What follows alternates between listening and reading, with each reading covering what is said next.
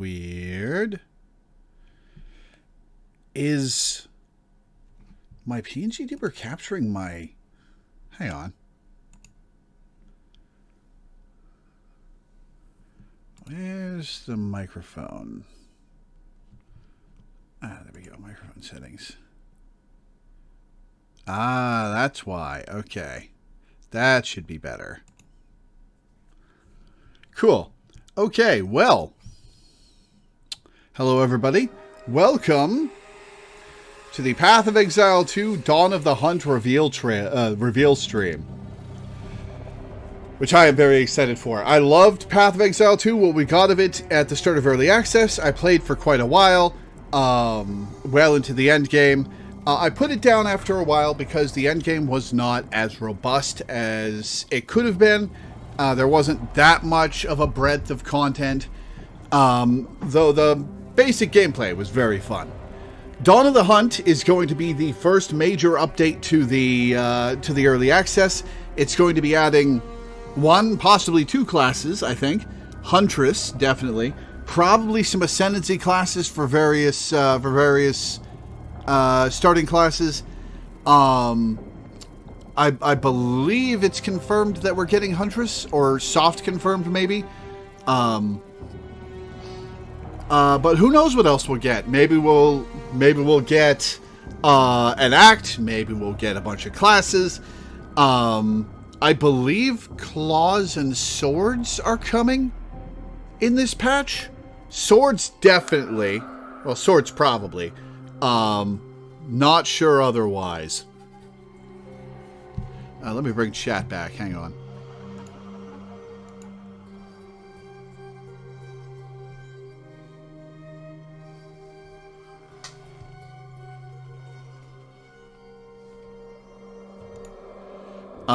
Is there going to be a new story? We don't know.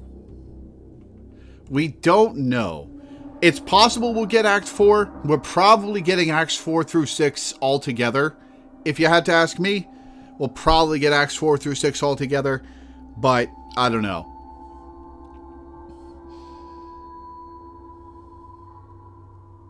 Yeah, I was, the microphone that OBS registers was muted.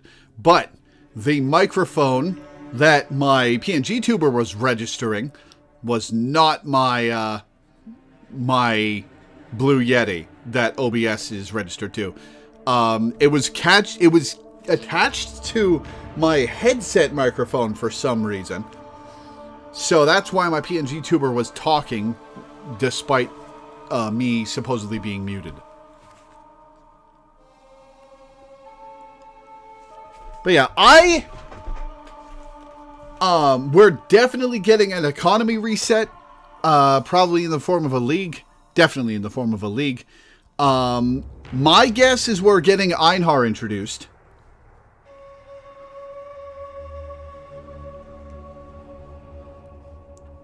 Yeah, my guess is Einhar is going to be the theme of the league that we're getting. But we'll find out in 20 seconds.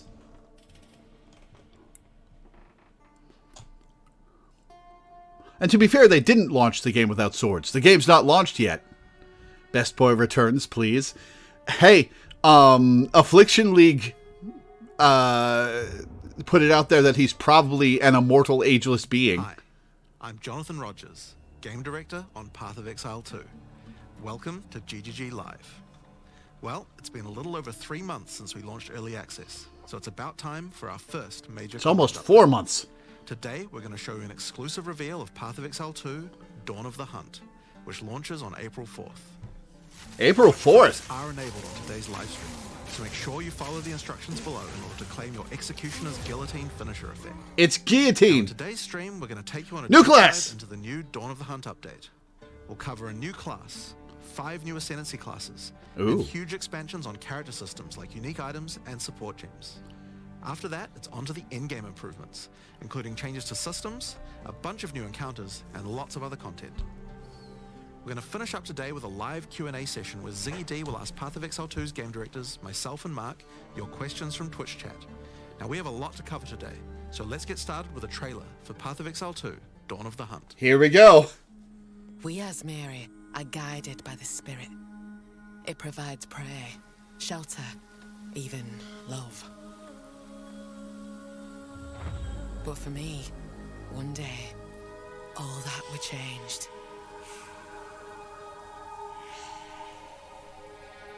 The spirit, it showed me something. Something forbidden. Oh. What is this? And to defend all I loved, I used it. I lost everything that day. Okay, spears confirmed. But fate weren't finished with me yet. What is this accent?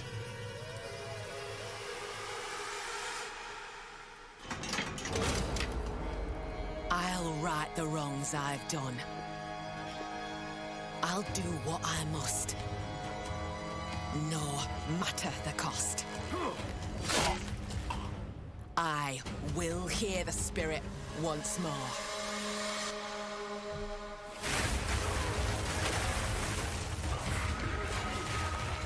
Oh, that's a new boss.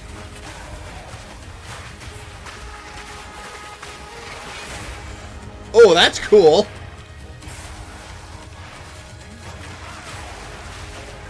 Oh, it's something to do with corpses on the ground? Oh, there's the row amount. Oh god, that's going to be mandatory for racers, isn't it? The row amount's going to be mandatory for race events. As Marion wisps like affliction. Ooh, summons? Rogue Exiles! Hell yeah! 100 new support gems!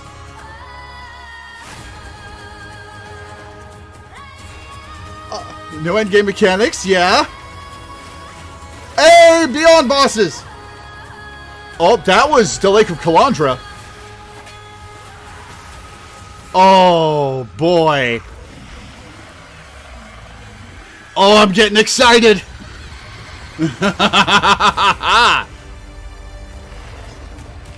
April 4th. Man, they're bringing back Rogue Exile. Oh, Rogue Exiles are going to be so deadly. In Dawn of the Hunt, we're introducing the first new class since early access to PoE 2, the Huntress. The Huntress is a spear-wielding Asmeri warrior. Born into a society with strict traditions, she was exiled from her homeland after using the power of a skill gem to defend her village. As a dexterous spear user, she specializes in both melee and ranged combat, dashing into and out of battle. Spears have extended range. Ooh, that's cool. Dash, but unlike other melee weapons, you can also throw them. In order to make a hybrid ranged and melee character work, we had to do a lot of thinking about ways to make it fun to both enter and exit melee range. The first skill you will get as a Huntress is Whirling Slash. As well as striking in a circle around you, this skill creates a whirlwind that blinds your enemies. Leaving the whirlwind will make it explode. The more Whirling Slash is used, the bigger the whirlwind, and the bigger the explosion. That's cool. Once you're out of there, you'll want to follow up with something ranged. Whip your spear around to shoot twisters towards your foes. These twisters bounce off walls and can hit enemies multiple times. That's cool. You can also throw twisters inside a whirlwind to shoot out extra tornadoes that do way more Oh, damage. that's rad. In her offhand, the Huntress will usually want to hold a buckler, which allows you to do a new skill, Parry. Oh, While holding cool. down Parry, your character will counterattack any incoming attack from monsters near you, stunning them. In addition, the monsters will take extra attack damage from your follow-up strike. Okay, what's the Some catch? specific skills are designed to be used after a parry and have extra effects. Disengage is a skill that does a quick jump back, damaging enemies in front of you, and it can be used to interrupt other actions, like dodge roll. If you use it against a parried enemy though, it causes an explosion and gives you a frenzy charge. Oh, frenzy charge generation. Okay. Just be careful. If you parry too much, you're going to get stunned and possibly killed. There's the catch. Okay. You can combine this combo with Whirling Slash. Slash, parry, disengage, and you'll get an explosion from the disengage and the Whirling Slash. The Huntress also has a variety of elemental spear throw attacks. You could use Lightning Spear to bounce lightning between your foes. 100 new skill Or you gems. could throw explosive spears into the ground. These spears take a while to detonate, but when they do, they'll incinerate anyone caught in the blast. All spear throws on the Huntress can also be empowered by frenzy charges. For example, explosive spears will do an even larger explosion and leave fire on the ground. And these empowered versions can activate even more combos.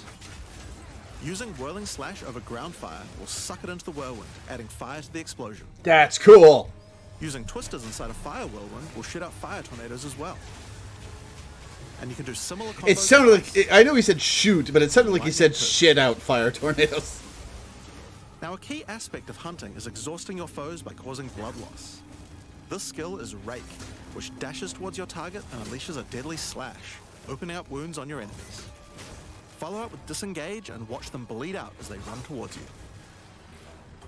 On the health bar of monsters, you can see how much blood loss the enemy has experienced, and the Huntress has skills to take advantage of this. For example, using Blood Hunt will thrust forward and cause a bloody explosion. The more blood loss, the bigger the explosion. If you want to cause bigger bleeds, try out Rapid Assault. The final hit of this multi-hit combo will stick a spear into your enemy for a big bleed. Now, Explosive Spear and Rapid Assault both result in leaving spears behind, either in the ground or an enemy. The Path of Exile 2... But there are other skills that leave spears around too. The Path of Exile 2... Did you just parry the Molten Shell? What can you do with all these spears? Detonate them, of course. Thunderous Leap will allow you to jump onto and explode. The Path of Exile 2 Molten Shell looks so good. Now, as well as hunting animals, the Huntress also has the ability to work with them. While fighting any beast, you have the ability to tame it and use it as a companion. You can only have one companion at a time, but it will keep the mods that were on it. Oh! Try to find a rare beast with good mods to take full advantage of your ability to tame them. Oh shit, it steals the mods too? Oh, that's rad! At the beginning of the Huntress, we've really tried to make the hybrid ranged and okay, so Spectre Tech having a huge amount of synergy between ranged and melee options. There are 22 new skills available for the Huntress. By endgame, you'll be slinging hundreds of insanely powerful spears, sending forth spirit animals and summoning the might of Solaris from the sky. I wish you could tame Silver Fist, but it's only but we still rares. haven't talked about ascendancy classes yet. Yeah, ascendancy. Huntress ascend into. Well, the first ascension class you could choose is the Ritualist. The Ritualist has embraced the darker side of his merry traditions by harnessing the power of animal sacrifice and plague. The Corrupted Life Force skill causes all enemies around you to grow volatile blood boils on their skin. When those enemies are slain, the boils will burst, spreading corrupted blood to all enemies around them. The Ritualist also excels in taking advantage of magical ring trinkets. slot. The Unfurled Finger skill allows you to equip an additional ring on a finger around Oh, that's dirty! Taking Mystic Attunement increases the bonuses of all the rings and amulets you have equipped. Now, this is one of my favorites. As the Whispers Ask grants you a new skill, Ritual Sacrifice. Use the skill on the corpses of slain rare monsters to absorb the power in their blood, to give you one of their modifiers for a short time. Oh shit! Specialize further into Ritualistic Sacrifice Headhunter! As the Whispers Demand, which allows you to perform that skill on yourself instead of a corpse. Cut your own hand, sacrificing some of your own blood to empower yourself. A random monster modifier. The Amazon Ascension is for those looking to hunt more than just beasts. Trained as an elite guard to the most important Asmeri elders, the Amazon will use more traditional fighting techniques mastered to perfection. The Predatory Instinct skill will cause you to reveal weaknesses in the defenses of rare and unique enemies, causing you to deal more damage. You can see those weak spots represented on their life bars. While using Is that where Torgal the Defiler shows up? I never fought him in maps. Causing any projectile attacks to explode on impact. The Critical Strike skill is as simple as it sounds. It takes your excess accuracy and gives it to you as critical strike chance. Additionally, you have skills like Mystic Harvest, which allows your elemental damage to leech life, and as Merry Brew to be able to use either flask to restore both life and mana. Ooh. So those are the two new ascendancies for the Huntress. But those are not the only ascendancies in Dawn of the Hunt.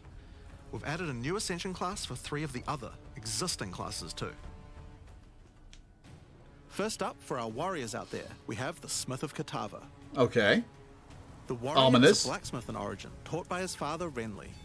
With this ascension, you can take your smithing skills to new heights by embracing power from the insatiable one himself, Kitava.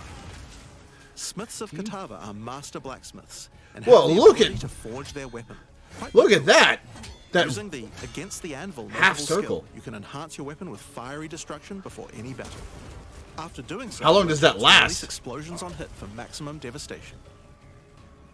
You can also use the power of Kitava to summon an animated copy of your weapon to fight alongside you. A great blacksmith can do more than just forging their weapon, though. Their armor can be enhanced too. Now you might think this Ascendancy class tree looks a little abnormal. and It you're does. right. There's a lot of notable skills all disconnected at the bottom there. By taking this point here, which is free to assign, your character is unable to equip body armors with mods of any kind. So your body armor must be normal. Sounds like a downside, right? Except now in true blacksmith fashion, you get to craft your own body armor by taking those disconnected notables with your points. Interesting. If you want your body armor to 5% have life, life take this regen. notable. If you want resistances, take this one. There's so many choices. Think of it like you're crafting your own body armor, just in a more literal sense. Does that take up all your ascendancy Let's move on points to those though? who prefer the reassuring feel of a crossbow in their hands, the mercenary. Alongside the existing ascension classes, the Gemling Legionnaire and the Witch Hunter, you can now play as the Tactician. The Tactician is a former Blackguard elite. Free from the duties of a Blackguard, he is able to use his training to decimate the monsters of Rayclast and earn a healthy income doing so. This training comes in the form of various skills like suppressing fire, which causes all projectiles to pin enemies. I see the couple branches of that are on the helper, dude. Pin not only stops your Do you enemies get from a moving, mercenary? it stops them from performing actions too, similar to freeze. With a soldier's training, the Tactician also works well cooperatively. Using the Whoever Pays Best notable, you can place multiple banners at once. The Watch How We Do It skill gives a portion of your weapon's damage to your allies as well. But if that isn't enough, you can also command your army of off-screen archers to unleash hell and carpet an entire area with arrows. Finally, Nice. Witch players will be able Yeah. to join their legions by becoming Witch, undead witch, themselves. witch! In Dawn of the Hunt, we're introducing the Lich Ascension class. Ooh, cool. The Lich is a master of chaos and curses and could sacrifice her life to enhance her energy shield. The Crystalline Phylactery skill allows you to nominate a jewel in which to contain part of your soul, massively increasing its power. There's just one downside to splitting your soul this way though. If you have no energy shield, your mana costs will shoot up. The Necromantic Conduit skill causes you and allies in your presence to have unholy might, granting extra Oh, that's a damage as phylactery. chaos damage. Rupture the Soul makes enemies you curse explode with chaos damage when slain. Dominion over Flesh allows you to apply an additional curse. It's safe to say you'll be the true I think that's master the only their source of cult extra using the curse Witch so class. far. Is there one on the So tree? Dawn of the Hunt has the Huntress and 5 new Ascension classes, but it doesn't end there. Let's take a look at some of the new skills we've added. Now you may remember we've previously talked about the Raised Spectre skill. It's finally Yeah. complete. Yeah. It's available in the upcoming expansion. Yeah! It can be found in the occult skills on the skill gem crafting panel. Raised Spectre is a skill that allows you to trap the soul of almost any monster in the game, That's a lot of spirit. which you can then summon in the skill panel. That's a lot of Cost spirit. and will revive automatically if they die, but the spirit cost varies based on the power of the monster. You could summon an army of weaker monsters, or a few of the more powerful monsters. You can combine them with your existing skeleton minions, or summon exclusively specters. It's all up to you and how you want to customize your army Oh, of the undead. man. Given that there are hundreds upon hundreds of monster variants in Path of Exile 2, it's safe to say you'll be experimenting with this one for a while. We look forward to seeing which monsters serve you best.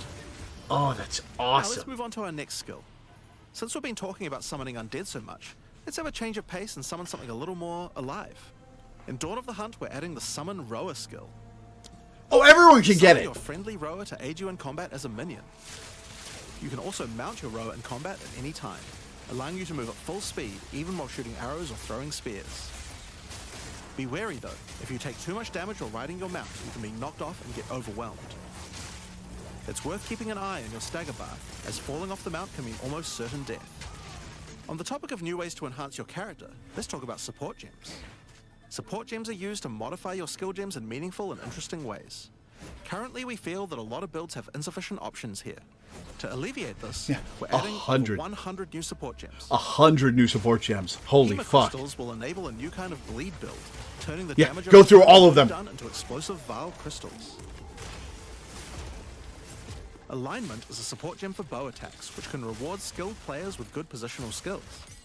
Caltrops will allow you to litter the battlefield with hazards, slowing your foes as you fling spears through their ranks. But there's plenty more for every playstyle, such as Enormity, Unsteady Tempo,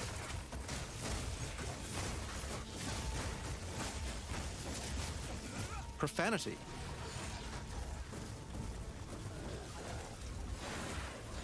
Retaliate,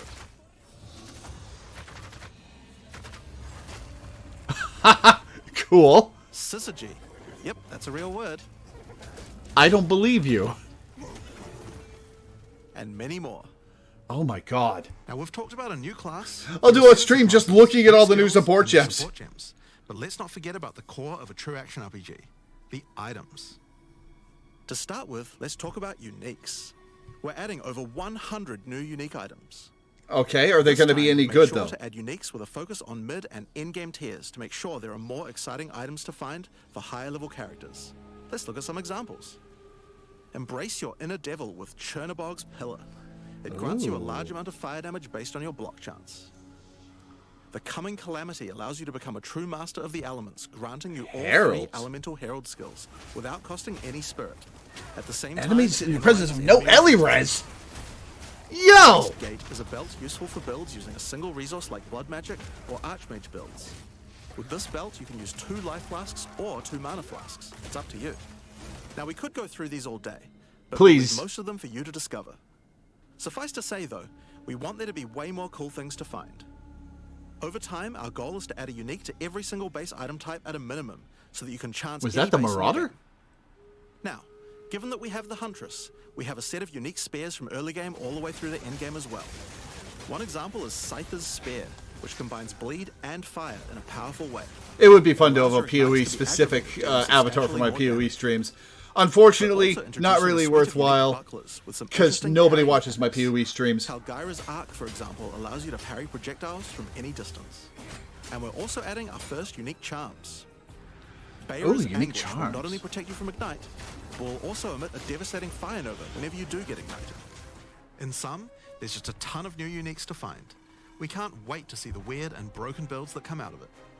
Now, we also want to talk about crafting options. In each major update during early access, we'll be continuing to add and improve the options here.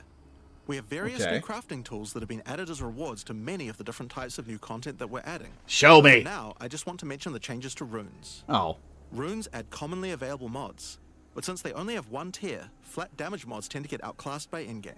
So we've changed runes to have multiple tiers, allowing you to get higher tier mods than before. Cool. Our plan is to significantly expand the number of more specialized mods for crafting using socketables as we add new content over time. And the first new set of those comes from what we're talking about next. In Dawn of the Hunt, we're adding Asmarian Wisps, which can be found throughout both the campaign and the endgame. Okay. The Asmari spirit has made itself present in Rayclast, and it appears to be trying to warn, or maybe prepare us for the coming darkness. You will first encounter a manifestation of it in the Grellwood in Act 1, where you'll meet Delwyn, an Asmari hunter who is trying to find out what exactly is causing the spirit to behave this way. As you approach the Wisp, it will flee, leading you past monsters. More Grellwood stuff. Any monsters it comes into contact with are infused by it, making them more powerful. Each spirit is associated with a specific revered animal within Asmari culture. This one is a Wisp of the Great Bear, and grants enemies extra life and stun. The Wisp moves faster the closer you are, and as you move away, they slow down to wait for you. But if you get too far away for too long, they'll dissipate and return to the woods. As you continue to chase the Wisp, it will find and possess a rare or unique monster, granting it a new powerful ability. Because this was it's a tormented spirit! This monster now also has increased life and stun. But on top of that, it will periodically summon a large spectral bear that slams with wild fury. This is the new Tormented Spirit! That's much better than Tormented Spirits. Each monster that was infused and killed along the way, the rewards will be increased. Each Wisp has its own mechanics. The Wisp of the Winter Owl is a primal Wisp that causes enemies to deal extra cold damage, gain energy shield, and release wind vortices on death. When infusing a monster, they will call down large tornadoes to protect their host. The Wisp of the Wild Cat is a vivid Wisp that causes affected monsters to deal more critical strikes and become more evasive. When it infuses a monster, it will summon a barrage of feline spirits that will attempt to tear you limb from limb.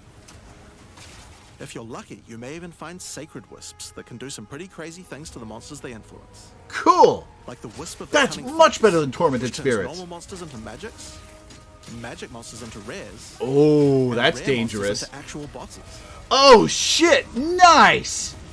That's As cool! Marian wisps can drop a new set of socketable items that allow you to craft a wide range of interesting new mods onto your items. Oh, Each one may sick! only be used on a specific item slot. As Sick! mentioned, the Asmarian wisps can be encountered throughout the game, but there's also a new endgame map called the Asmari Ranges, a mountain village where the Asmari once lived, now overrun with corrupt monsters. This map always has multiple Asmarian wisps in it, and familiar, yet not quite the same boss fight. Asmarian wisps can also be further modified by the endgame Atlas tree as well, and by tablets. But I'm not going to be the one talking about those things. In order to cover all the new content in in-game, I'm going to hand things over to Mark. Hi, I'm Mark Roberts, Game Director on Path of Exile 2. There's a ton to talk about with the endgame today, so let's dig right in. Okay. Path of Exile 2's early access began with a brand new endgame, and it was clear that it needed a lot of work. After absorbing your feedback, we're ready to make some epic changes. The first thing is, we just need a lot more content. In Dawn of the Hunt, we have made sure to focus on increasing the sheer number of interesting and different encounters you will randomly stumble into as you explore the endgame. And the second goal is to smoothen the progression through maps and reduce the amount of annoying busy work. To start with, let's talk about the new interesting stuff to find. Yeah? Well, the most obvious thing to add are new maps. As well as the Asmari Ranges that Jonathan mentioned earlier, That's gonna be Act 4. Dawn of the Hunt also contains 7 other new maps. Are we ever with going to their own see them, custom though? encounters. Let's start with this one. The Feral Megaliths map starts off Here's in a problem. wild Ezomite forests. As you progress through the forest, you will find mysterious rune-carved stones that when The problem with touched, map surge variety in PoE 2 Endgame was After not that activating there all weren't the stones, enough, you can really. find a grand It's heap that where all the energy is coalescing. some only happened You can further then away start from an start. encounter. The area darkens, a storm moves in, and a concentration of energy summons a dangerous boss. You must fight and defeat the boss to get its rewards. Once you have defeated it, summon another. And another. And another. And another. You have 10 total waves of boss fights which get incrementally more difficult. If Cool. you manage to defeat them, you get full boss rewards, but also opportunities to get new runes. These can only be obtained from this map. The Fractured Lake contains a surreal Kalandra. warscape with fractured mirror-like objects. As you move around the map, the terrain itself elevates from below, creating the ground you walk on. In this unique map, all the rare monsters are mirrored, so you're always fighting 2 of the same rare at the same time, which can prove quite difficult. If you manage to overcome that challenge and make it to the end of the map, you'll be presented with a broken mirror, a powerful altar-like object that contains an item within. Aha! The item contained within is a new base type, either an amulet or a ring, that can be crafted to have additional prefixes or suffixes at the cost of the other. The last unique map we'll show today is one Those are based around powerful the in essence PoE 1. mechanic. You enter a crystalline cavern, and you will find a powerful map boss imprisoned in the center. It is surrounded by many rare monsters, also imprisoned in essences. By freeing and defeating the rare monsters, the essence they held will be upgraded to a greater essence, and be added to the imprisoned map boss. How brave are you? How many essences will you add to the boss? Overdo it, and you might lose everything. Yeah, Underdo it, and you might regret it. map variety It's your choice. close to the start is low. Speaking of essences, There are alongside more visual improvements, you're now map able to area apply types. Varlobs to corrupt the essences You can corrupt and the bring an essences unpredictable now. outcome. What? It could increase the number of essences, re-roll all the essences to the same type, or even upgrade the essences to greater essences. Okay, what was I going to What say? if they're already greater essences? Well, it can upgrade those too. Ooh, We have 4 misery. new corrupted The essences. Essence of Hysteria, Delirium, Horror, and Insanity. nice. Each corrupted essence has its own interesting What was I going combat to say? mechanics. The further you For get from example, the start of the Essence of maps, Insanity causes the you to more question area even your types own there mind. are. as monsters split into shadowy clones, and you must locate the real one before a devastating icy explosion freezes everything around it. Each of these has their own crafting outcomes. The essence of insanity can be applied to a belt. Corruption item gains 2 enchantments. The orb used on the belt will guarantee adding 2 enchantments. That's sick! That's It's sick! worth noting all the essences in the unique map can also be corrupted too, if you're willing to risk it. It's worth noting we have also added 10 extra Atlas passive points you can earn by completing 5 different unique maps. Oh, how easy is it going to be to Now, find the unique new maps? maps are just the beginning. We had a goal where we wanted to make sure you were constantly finding exciting new content, and that it could be lurking around any corner. So, we have added a bunch of new things that you could stumble into in any map you run. On your travels, you will sometimes encounter rogue exiles. Yeah! Others like you who have been exiled and are openly hostile. Some are malicious, some are mad, while others are simply fiends for loot. They will challenge you, a fight to the death. They use the same skills available to players, and even the same items. They aren't just dressed up in those items, they're actually using them. It's going to feel like a true player versus player situation. Of course, if you are able to slay these exiles, those items will all drop on the ground. Oh, So if you shit! encounter an exile using a powerful Oh, it says has demon citrus equipped, has bushwhack you can see equipped. displayed under their life bar, you want to be damn sure you kill them. Because if they kill you and your party, they'll portal out, taking their items with them. Every fight will feel completely They different. actually depending on the portal items away! they put in. Much smarter than your regular Oh, it just said 6 map portals remaining. to dodge roll, Oh shit, they're avoid getting rid of abilities 1 portal maps! pathfinding, smart targeting, and much more action-packed gameplay. Did you see that? They're That's like not just you, me, right? Not super durable. Unless, of course, they're wearing uniques like Helm's Heart, in which case, expect a longer battle. There are 12 different rogue exiles you can find. Oh, each only with their own 12? skills and personalities.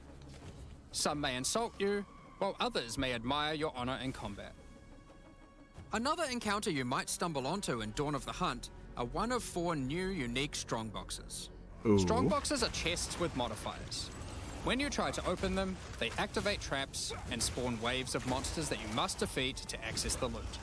Let's take a look at 2 of the new unique boxes that are harder to find and behave just a little bit differently. The Ogham's Legacy Strongbox has a corpse splayed out in front of the rune-carved stone. Upon interacting with the stone, you activate Forbidden Ezomite magic, which revives the monster as a powerful rare. The Strongbox comes with a box modifier that which spawns determines 5 how many times rares. It will revive that rare. Each time you defeat the monstrosity, the Strongbox revives it again, adding an extra modifier to the monster. With each Sick. resurrection, it becomes more difficult, but also more rewarding. This Strongbox is infused with thaumaturgy from ancient Vaal technology. Eshel's Torment has a powerful artifact inside, and is guarded by chaos itself. Defeating the monsters will grant you a unique item, with a specific corrupted outcome. Oh, but the You have to corpses go find away. The other 2 for yourself to see what they do. The corpses go away, so you can't Let's raise talk them about as the introduction specters. to the endgame. Upon starting the endgame, Doriani tasks you with cleansing corruption to help restore the land. However, in practice, the quest objective just sent you on a grind to clear 15 maps. Ooh, how's it gonna work Wanted now? to make the quest to unlock your Atlas passives much more interesting. Now, Doriani is tasking you with a more specific objective. On the Atlas, you will find areas of corruption caused by the beast. In the center of each one, you will find a corrupted nexus, the source of the affliction. In the areas leading up to the nexus, you will notice that corruption spills out from slain enemies and amalgamates into powerful monsters. Beyond, cool. Corrupted maps existed on the Atlas before, but we've done significant work on improving these monsters. We've also done a full pass on the modifiers on these maps to make them more interesting and more rewarding. Once you reach the Nexus, you will have a new task: cleanse the source of corruption. When you defeat the last rare in those maps, they will spawn one of 3 terrifying bosses. Yeah, beyond bosses. Amalgamations of corruption itself.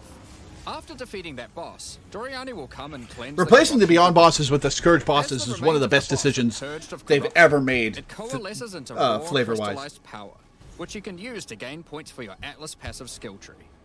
The upgrade system that allows you to add and enhance content in your maps. We didn't stop there though. When you complete a corrupted nexus, all of the remaining surrounding corrupted maps will become cleansed maps. Cleansed maps also have new monsters, a new boss, and their own set of modifiers and rewards, including finding fracturing orbs by slaying cleansed enemies. Oh shit, fracturing orbs? These orbs can be used in crafting on a rare item to cause one of its modifiers to become fractured. A fractured modifier is one that cannot be modified by any means. You are able to freely modify the item, ensuring the fractured modifier will never change. If you get the right item with the right mod, it can prove to be a very powerful crafting. That's gonna make Chaos Orbs more you must valuable. Now choose. Do you complete all the corrupted maps and then the Nexus? Or maybe you beeline to the Nexus, complete it, and do all the remaining maps cleansed.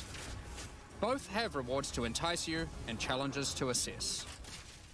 Now, let's have a talk about towers. Do the cleansed areas still have +1 to area level? Work around running towers and managing your tablets. Oh, the first change we've shit, made here 3 is that we've slots for reduced the tablets. number of towers drastically. So there are now 1/3 as many as before, but we've made them much more powerful. To start with, tablets now inherently add twice as many mechanics. But that's not all. Running higher tier maps and towers now increases the number of mechanics applied by tablets. By tier 15, the bonus is double, allowing a single tablet to now add 4 times as many mechanics as before. Hot damn. So, we're running far fewer towers, dealing with fewer tablets, and affecting even more maps than before. 28 maps in range contain because there are breaches. fewer towers overlapping with each other, you won't get as many opportunities to stack different tablets. In order to solve this, we've made it so that each tower can consume up to 3 tablets at once. You always get 1 slot on completing the tower, but if you can complete a tower with more mods on the Waystone, you can unlock a 2nd or 3rd slot. Overall, this allows for even more juicing from towers, while there's at least drastically 6 reducing mods. the amount of busy work you have to do. On top of that, towers are much more interesting maps because they can now spawn with all mechanics. Put exiles on your maps. Bosses. Each tower map has a new boss. Let's take a look at a couple. Every tower has a new The boss. fight of the Alpine Ridge map has 2 powerful witches contesting for territory. One witch has an affinity for ice, the other fire. Who will win? Hopefully neither. The boss of the Sinking Spire map is a remnant of the Val that has been charged with lightning. Oh, a lightning It uses version a of that full suite asshole. of lightning abilities. But be careful. If any of them hit the surrounding constructs, they will power up. Another thing that we've seen a lot of feedback about is sustaining Waystones. As we looked into it, we realized that the people who couldn't sustain Waystones were dying a lot. A lot more than we had expected. And that made us realize something. During the campaign, the expectation is that you can die multiple times in order to learn how to overcome challenges. Yeah. You're able to learn how the monsters behave, adapt to their skills, and eventually overcome them. But as soon as you get to the end game, you're effectively no longer allowed to die if you want to sustain. Correct. By the time you are getting towards the end of endgame, we want you to have to be careful not to die. But it certainly shouldn't be that we have such a sudden shift as you run your first maps. The first change we're making is you can now respawn and return to a map if you die. That portal's remaining, I was right. Continuing from where you left off. When you start, And items don't go away. Up to 6 total attempts per map. As you add more modifiers to a Waystone, the number of respawns goes down. Oh. This means that as you get to the point that you're running every Waystone as a rare, you will have to be more careful. I don't like that. In parties, everyone gets to respawn that number of times. Wait, hang on. It gets rid of all the portals, so you can only go in once, even if you're just portaling out to sell loot? In order to allow that to happen, we've made a change so that once you start the boss fight, it changes over to the same respawning system we use for pinnacle bosses. This means that the map owner can choose to respawn everyone at the same time. Another complaint we've seen a lot of is players not wanting to do the pinnacle content because of the experience penalty from dying. A change we've made here is that all Pinnacle content now no longer grants experience, but also no longer removes experience on death either. Oh, that's cool. Dawn of the Hunt also brings the first batch of Twilight Order reliquary keys from the early access supporter packs. All right. These keys contain items selected by our supporters. They can contain any unique item found in Path of Exile 2. If the selected item is a Pinnacle boss drop, then only special keys dropped by this content will be able to provide these items. Okay. For example, Hand of Wisdom in action can only come from a key dropped by Zesht. We're also making a change that allows Pinnacle boss uniques to drop at any difficulty. Rarer uniques will be rarer at lower difficulties, but still possible to find.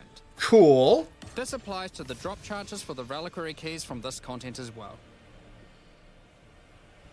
We spoke about towers and tablets earlier, but we have also added a suite of unique tablets. Cool. Each of these adds crazy interactions to the maps influenced by it.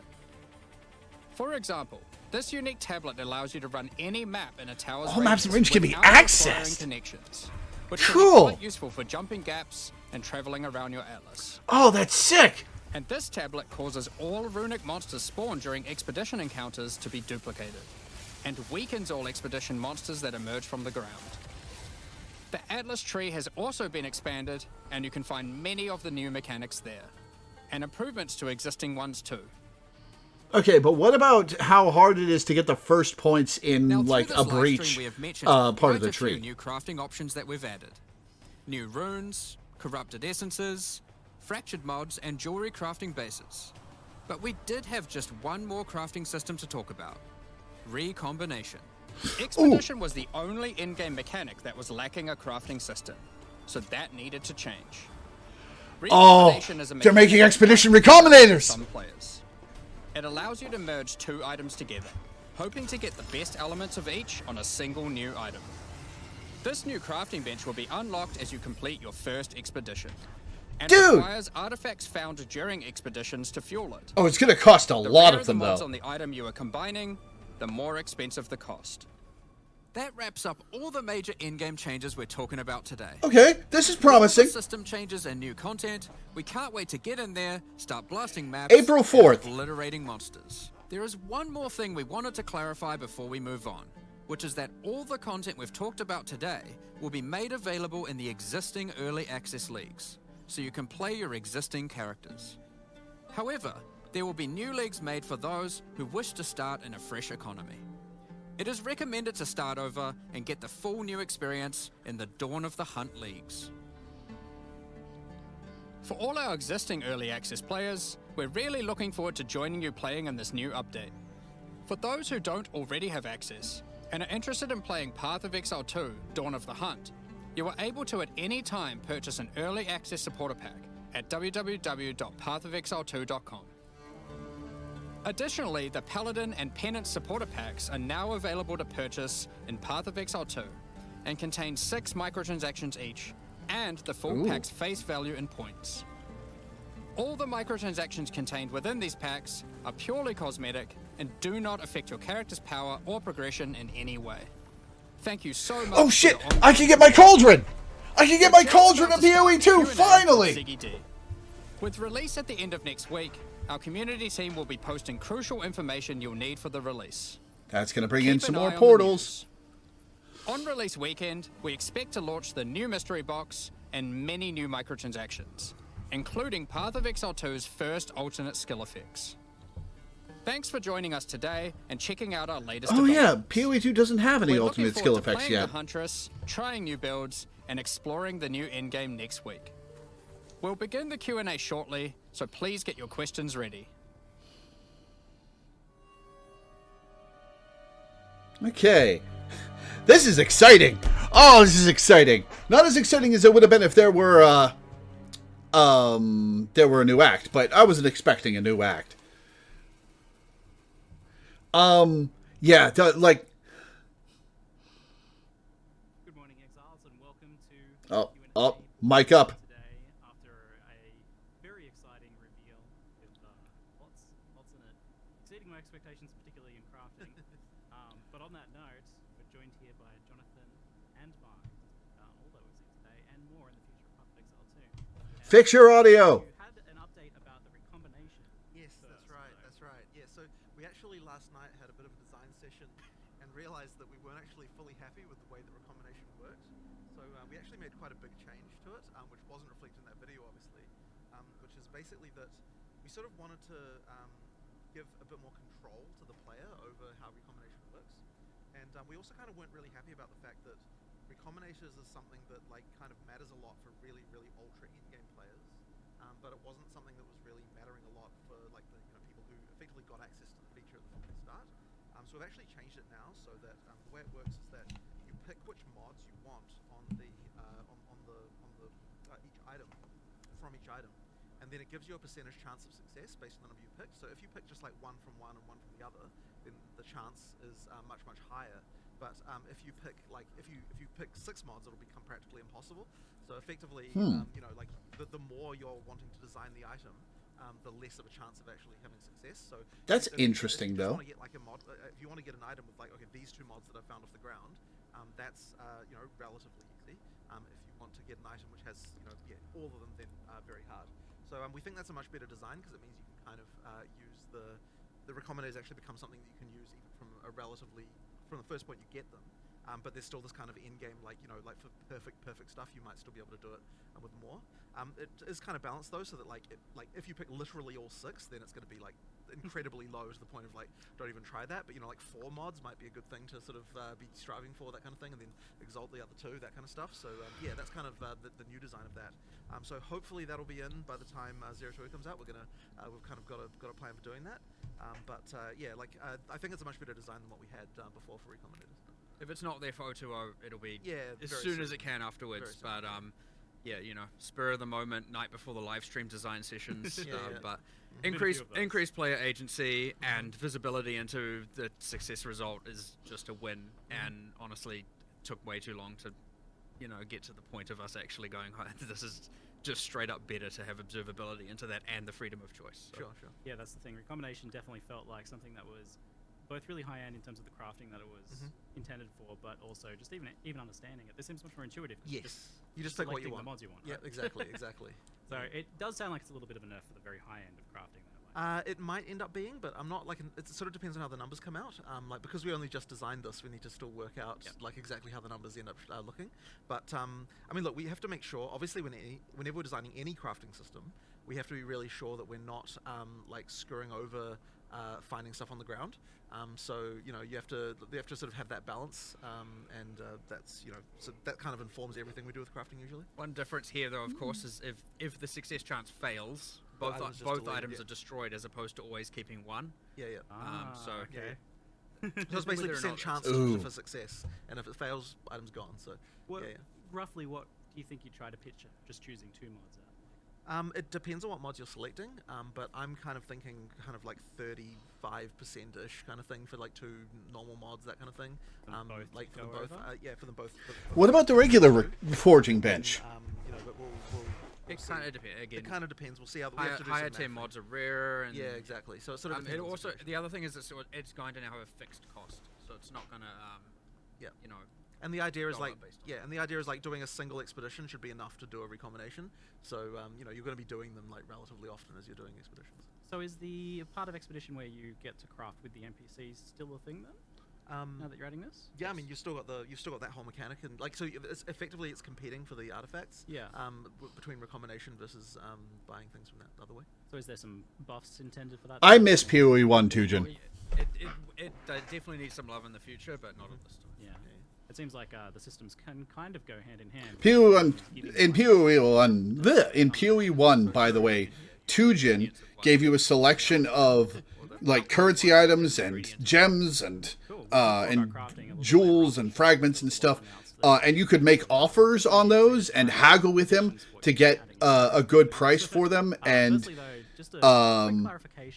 you could get some cool stuff there. If you were playing on a character. I've gotten divine orbs out of that.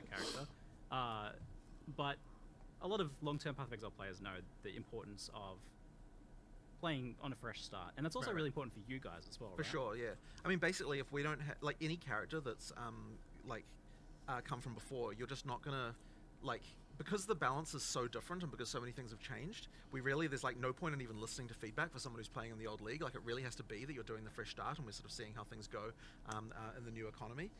So like we were really sort of it was kind of an interesting decision about whether or not we should make it so that all the content is exclusive. Or rather, like what amount of content would be exclusive to the league versus not. And the issue that we had is that, so I mean, like a league means something in Path of Exile. You know, like in order for something to rise to the level of a league, it needs like a certain amount of features. And the original thing we were thinking about doing that way would be the Asmeri and Wisps, but there wasn't quite like the kind of like meta mechanics and stuff with that. So like we didn't quite rise to the level of feeling like it deserved to be a challenge league. And at the same time, we've also got a lot of new players playing Path of Exile 2, never played Path of Exile before. So we were a little bit, like we kind of were deciding like, okay, should we make them exclusive or not? We sort of decided, you know what, for this one, we're not going to. And then what we'll probably try and do is for the next, league that we do, we'll actually make it a proper challenge league with like its own exclusive mechanic and so on. But yeah, will it have challenges for cosmetics? Situation with different, and so. Yeah, we'll sort of see how this goes anyway. But certainly I would encourage everyone just like start again on a new character, and I think you'll have a much better time because obviously if there's structural changes to the passive tree. It's like if you log in with your old character, you're going to have like your tree's going to get reset. You have to do stuff. There's things like that are going to happen that mean that and also just balance changes, right? Like huge numbers of them. So you're going to have a better time playing from the start. That's it. And speaking of the Huntress then, so we saw initial Huntress quite some time ago now and had some hands-on time with it and things, but I certainly, having played that before and played it now recently, the Huntress has changed quite a lot. Yeah. So what was the, how hard was it to get it ready for release? What was kind of the key there? I mean, it's funny because class design is one of those things where every time you add something, it can make you reevaluate everything else, which is why it's so hard to predict like how long a class will take. So like it changed a lot since the last time we had like we were showing Huntress, and honestly, like it's like while there are some skills that you will still see, like it just plays completely different. And I mean, whenever we're looking in like how we're going to design something like this, it really comes down to like what is it's special about the character class. Like how can we double down on that to make sure it feels different? So with the Huntress, you've obviously got spears as a base type. The key difference between a spear and any other weapon type is that you can both use them at melee and you can also use them at range. You can throw them, and so because of that, we really were just really trying to incentivize everything. How is the flavor going to work where your javelin returns to your hand? That generally speaking, the balance can often be such that you only really want to do one thing and do that one thing well. So trying to incentivize the kind of ranged and melee is quite a thing.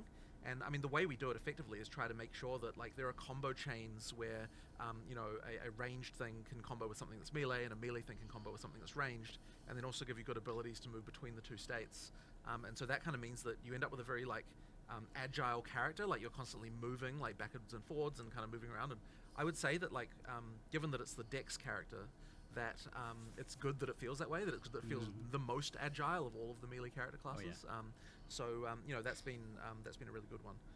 But I mean, look, there are, in terms of changes, I mean, look, there are just changes all the time. Like the frenzy. I like that their microphones are designed to blend into their faces. That just meant that the feel kept on evolving. And another big one, of course, was parry, which I honestly was very skeptical of working. And Mark, Mark was the one who saved it. Honestly, like I was like, you know what? There was like 3 times I think where I was like, you know what? I don't think it's gonna work. And then you were like, okay, I think we're gonna save this. I was like, give me a week. Yeah, exactly. And it works completely differently for most games, because in most games, obviously, with parrying, the way that works is that you have to time like to push the block button at exactly the right time. But that's just something that just wouldn't work in our combat system, because you're often packs of monsters. It's just like you don't really have the ability to read combat in that way. Okay, so the trade-off you can. And at the same time, we need to make something where there's going to be like if a single monster in a pack hits you, you need to be able to respond to that with something that's going to you need to be able to respond in a way where you don't just then again immediately get. Okay, so parrying works exactly the same as blocking, but the trade-off is the weaker shield compared to a blocking shield. Advantage of what the parry does to the monster by following up with something that's going to give you like an explosion or something like that to kind of deal with the pack. That's something that sort of allows that counter gameplay to work in our game. So you've kind of got two primary parry follow-ups. You've got the frenzy charge one, which dashes back, which means that you don't have to worry about the monsters hitting you. And then you've also got the one that there's another one which I don't believe we showed there, which called Fangs of Frost, which does a counter where you attack with ice, which freezes the pack. So it's another way to kind of... So in both cases, you've kind of got something that's kind of dealing with the fact that you've got all these monsters around you. And that was kind of the biggest challenge, I think, that we had with that mechanic. Yeah, I'll also make note of there was a support gem I found that you can attach to any attack that allows you to follow up parry to generate a frenzy charge too, so it doesn't even have to be the backflip. Yeah, in that case. Yeah, there's other... create your own parry. Yep, and then of course there's always cool. And there's there's a skill that does give you a guaranteed crit, so that's a potential option as well. Like you've got a few different ways to generate them. Because parry guarantees a light stun. Yeah. You always get that small window to actually engage or do a thing before before you're under danger again. And I'll tell you this, like, I am one of those players who never parry, right? In any game ever, because I can never do it. It's always just so frustrating.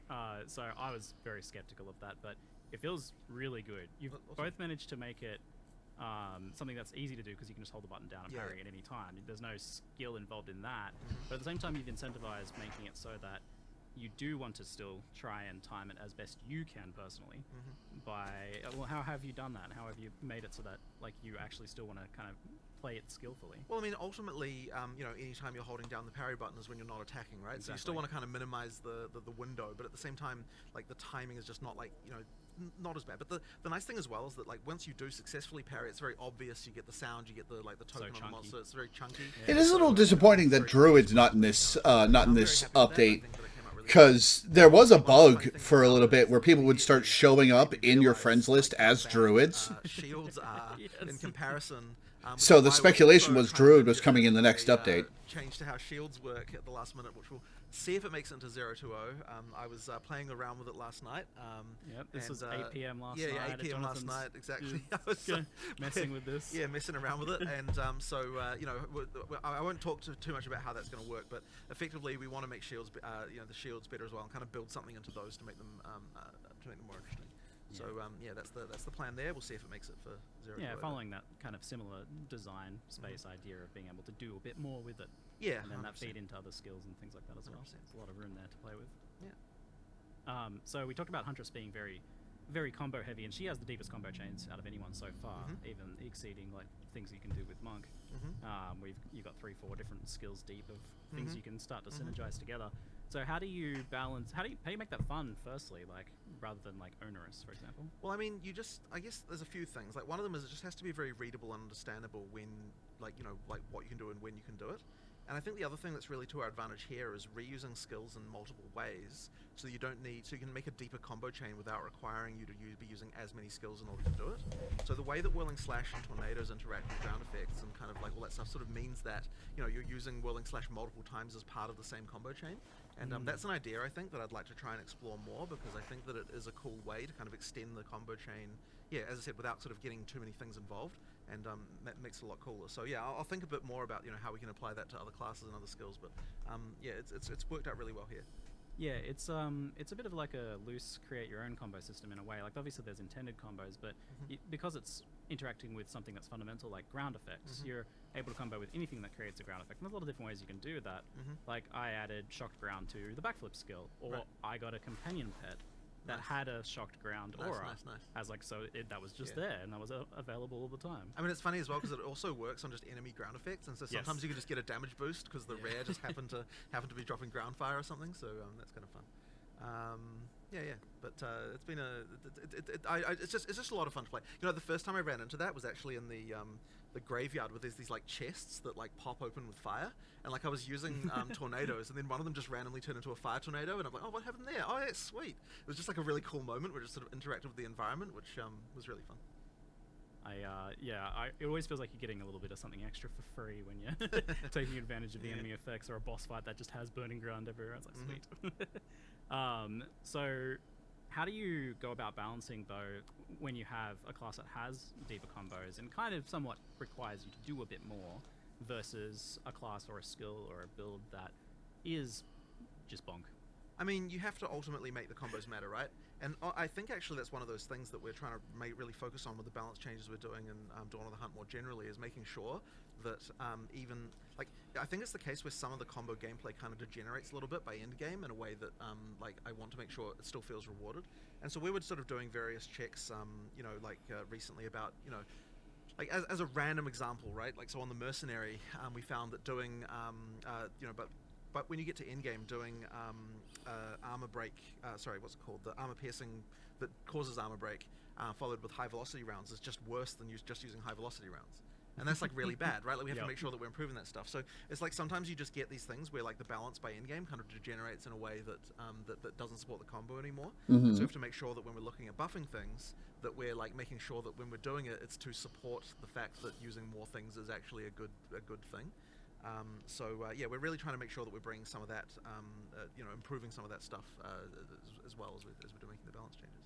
So do you have like a baseline there of where like the really simplest build should be, the build that just bongs? Like, I mean, you mean in terms of damage or in terms of like what it does? You know, I mean, we always want I you guess to be able to build that way. The but players have to do a combo. I mean, like, for no, people who don't want ultimately to. you never have to, right? But it sort of what it means is that you know, you are sacrificing something. And look, the ideal situation is that like you don't feel like you have to do combos. You feel like you want to do combos, right? Like, because you feel rewarded for them. It's like should feel like a fun, like, oh, I can add this. You know, like it's the feeling you should be getting. Yeah. Yeah, I haven't tried crossbows yet, but I hear it's a little bit of a mess. This like ranged melee combo done well Right. before. Well, I mean, it does require a lot of discipline, and it means that a lot of skills like end up on the cutting room floor because you try them out and then you realize, well, if this is in the game, then that's the only thing I'm ever going to do. So you got to be really careful about that stuff. Certainly playing the Huntress now makes me go back and look at the other classes and be like, we need to up that the level there, and we missed the mark a little bit now because this is better. And who's to say the next class won't even be better and make us question even this? But you know, but that's the way it is with class design. That's what he says. When we it's early access. That's fine. You question everything As long as you improve it. The level of questioning everything. Yeah. Do you see like going back to the monk at some point and looking for more like opportunities to link skills together with? I mean, combos we haven't got to the full skill set for any class yet already, and we need to add more pieces for a lot. I think there's at least 4 skills that were designed and enhanced in the monk currently. Ranger the same. There was extra poison skills. It was tended to be more chaos dots. There's all kinds of stuff. We have to obviously at some point fill all of that in. Hard to say when, but we're going to try and incrementally get it, like much like how Ray Spectre and I mean the mount works with the Huntress, but we were like, let's give something for the Ranger this time. Let's give something for the Summoners out there this time, and so we're just going to keep filling in those gaps over time. And it feels like you're getting better at class and skill design as you go too. So I imagine the last class you're going to release is going to be like amazing. You'll look back at the first ones and be like, ooh. Possibly. Well, that is the worry, but whatever. That's but look, with that just means we've got another round of going through everything and improving stuff again, right? So and then it will never end. That's it. So with the parry came the kind of looking at the player getting stunned, in particular player heavy stunned. So it's always hard to tell players like, hey, we're going to do something to you and it's going to be a bad thing. You're not going to like this. Well, the funny thing, let's talk about why. there's a few things like that actually, because so I mean, for a start, like we needed the downside of parry to be you know, like that. Yeah, you get stunned out of it. But then when we're looking at how long, like we're like, okay, right now, even, and it's true with shield block as well, by the way. It's like if you get stunned out of that, the amount of time that you get stunned out for is actually not even enough time for most bosses to do a follow-up attack on you. And it's like, well, where's the downside if it doesn't even have enough time? So we did have to extend that out a little bit, and it makes you a little bit more careful. But in just to warn people, right? There's a few other things like we Did you nerf melee? lowered, what's it called? I can't remember the name of that. Did you nerf melee by nerfing shields? Elemental statuses apply to you. Ailment threshold. That's right. Ailment I mean, in that case, it might be fair, but come on. The player has those mechanics happen more to them, right? Because like right now through campaign, like you barely get frozen or burning or shocked, really, to be honest. So there's stuff like that we've had to do to kind of make sure that you know, that because if you don't have that stuff actually happen to you, then there's no point in mitigating it. And it's like, you know, things like charms were like not very useful because, you know, those mechanics would happen to you. There's stuff like that, right? The downsides do actually matter in order to make it so that, you know, that you then, you know, there's other things you can do to sort of bypass those downsides. So yeah, that's kind of one of those things that, you know, we just have to make sure is there. I did always find it a little bit strange that like I was able to count the number of times I was frozen in the campaign on one finger. For sure. For sure. But And yeah, it's always by those vile ghosts. yes. So Right. expect a little bit more. I mean, I just had a more freeze danger charm from on all the stun. I time, definitely so died a couple times to getting heavy stun. Yeah, it can So happen. that's mostly occurring if you're like doing bad blocking or parrying, but Yeah. can it also occur just from like taking a really big hit or something? At least oh we've man, discussed that some strongbox that spawns 5 rares is gonna go crazy with the gold possibilities charms. Heavy stun you, and if you spec into enough stun threshold, it like demotes it to a light stun, and if that, there's all kinds of mere multi-hour discussions we've had, and we haven't really come to anything conclusive there. But it's only from mount, raise shield, and parry, and of which, at least for all of them, you can see your stagger bar filling up. It's worth noting things like evasion apply to. So when you're parrying, we turn off your evasion from taking damage because the block does, right? And otherwise you'd be like, I'm going to parry it. Oh, I evaded it. It didn't parry. Yeah. But you can evade the stagger build up, so you don't take the damage anyway. Just So the before evasion anyone still misunderstands works. that. The evasion still works. Yeah. So high evasion will mean you can parry for longer. There's a bunch of parry stuff on the tree, including damage affecting the debuff, the duration of the debuff, so you get to benefit for it longer. Reducing stagger is all over the place for both mount and so in the dex section of the tree. So yeah, you can mitigate. I mean, My weird parrying is cool, but it's the least interesting part of this entire presentation to me. So I'm just sitting here like they're talking about parrying, and I just want them to move on to other stuff. From a bubble below, you can't parry it. Much to your frustration for some things. I mean, there are a few things where I've got disagreements about what looks like it's parryable, but my hopeful there was when it's contentious, people would bring it up and would change it, right? Sure. So like, if it's on the line, it's meant to be blockable. Like, if it isn't clear, and there was no way with hundreds of monsters and many dozens of bosses that we weren't going to miss some things. So you mentioned this a little bit earlier, but action RPGs kind of naturally pull you towards one damage type, one skill, one specific thing, and optimizing as much as possible, because otherwise you're just making a bad build a lot of the time. But I notice Huntress has a bit of everything. She's got bleed, she's got all the elements, she's got physical. The only thing she doesn't have is like chaos, but there's kind of poison on the tree right there. So how do you like promote this, like all of this different stuff together? Are you supposed to only kind of be relegated to using 2 or 3 skills, or are these supposed to come together, and how do you manage that? Well, there's a few things. So one of them is that we provide a lot of combos with the expectation that you'll probably be focusing around. Yeah, I used a scepter and focus necessarily using the whole as my so, infernalist the witch. other thing as well is just making sure that Summon in the answer. tree, there's sort of options that go across both. So the Huntress's passive tree has quite a lot of things like extra melee damage if you've done a range attack recently, and then it's got things like bonuses against blinded enemies because while you're in a whirling slash. Man, those so it's sort of those stuff like spirit that costs on you those kinda specters carefully were think, like, fucking how can I high. find something that's interesting and buffs everything. I that guess the you're doing, cost goes that down as the that- gem levels up, maybe? that the Huntress can do, but it is honestly hard because like many categories of things only matter for one thing part of a combo. So it's just like trying to come up with categories that can somehow span all of them in different ways. And ideally, we can achieve that. But yeah, it is pretty hard.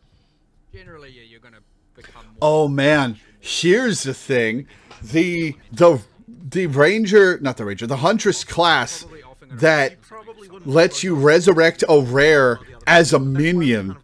Is that a permanent minion that follows you from zone to zone, or is it just for that zone? Because if it's a permanent minion, I can see going into like stacking extra rare mods on a map so high that you get something with like 10, 12 mods on it, resurrecting that and having it follow you around for the rest of the game. Oh man. You can use the non directly synergistic things in a kind of more synergistic way. Yeah, that's if you didn't see that from the earlier trailer, it's you spear them with a bunch of spears and then jump on them and explodes them for being amazing. So, but yeah, that's using an elemental skill like in another way as a detonator. But and even more, you've got weapon swaps as well. Yeah, of course. I mean, there's always Go figure. I'm excited about the minion possibilities, right? I mean, like, what will be interesting is whether or not we miss something. Ooh, that was so surprising. Someone will come up with some way to abuse something, between something that's going on in the spear skills with some other class that we failed to consider.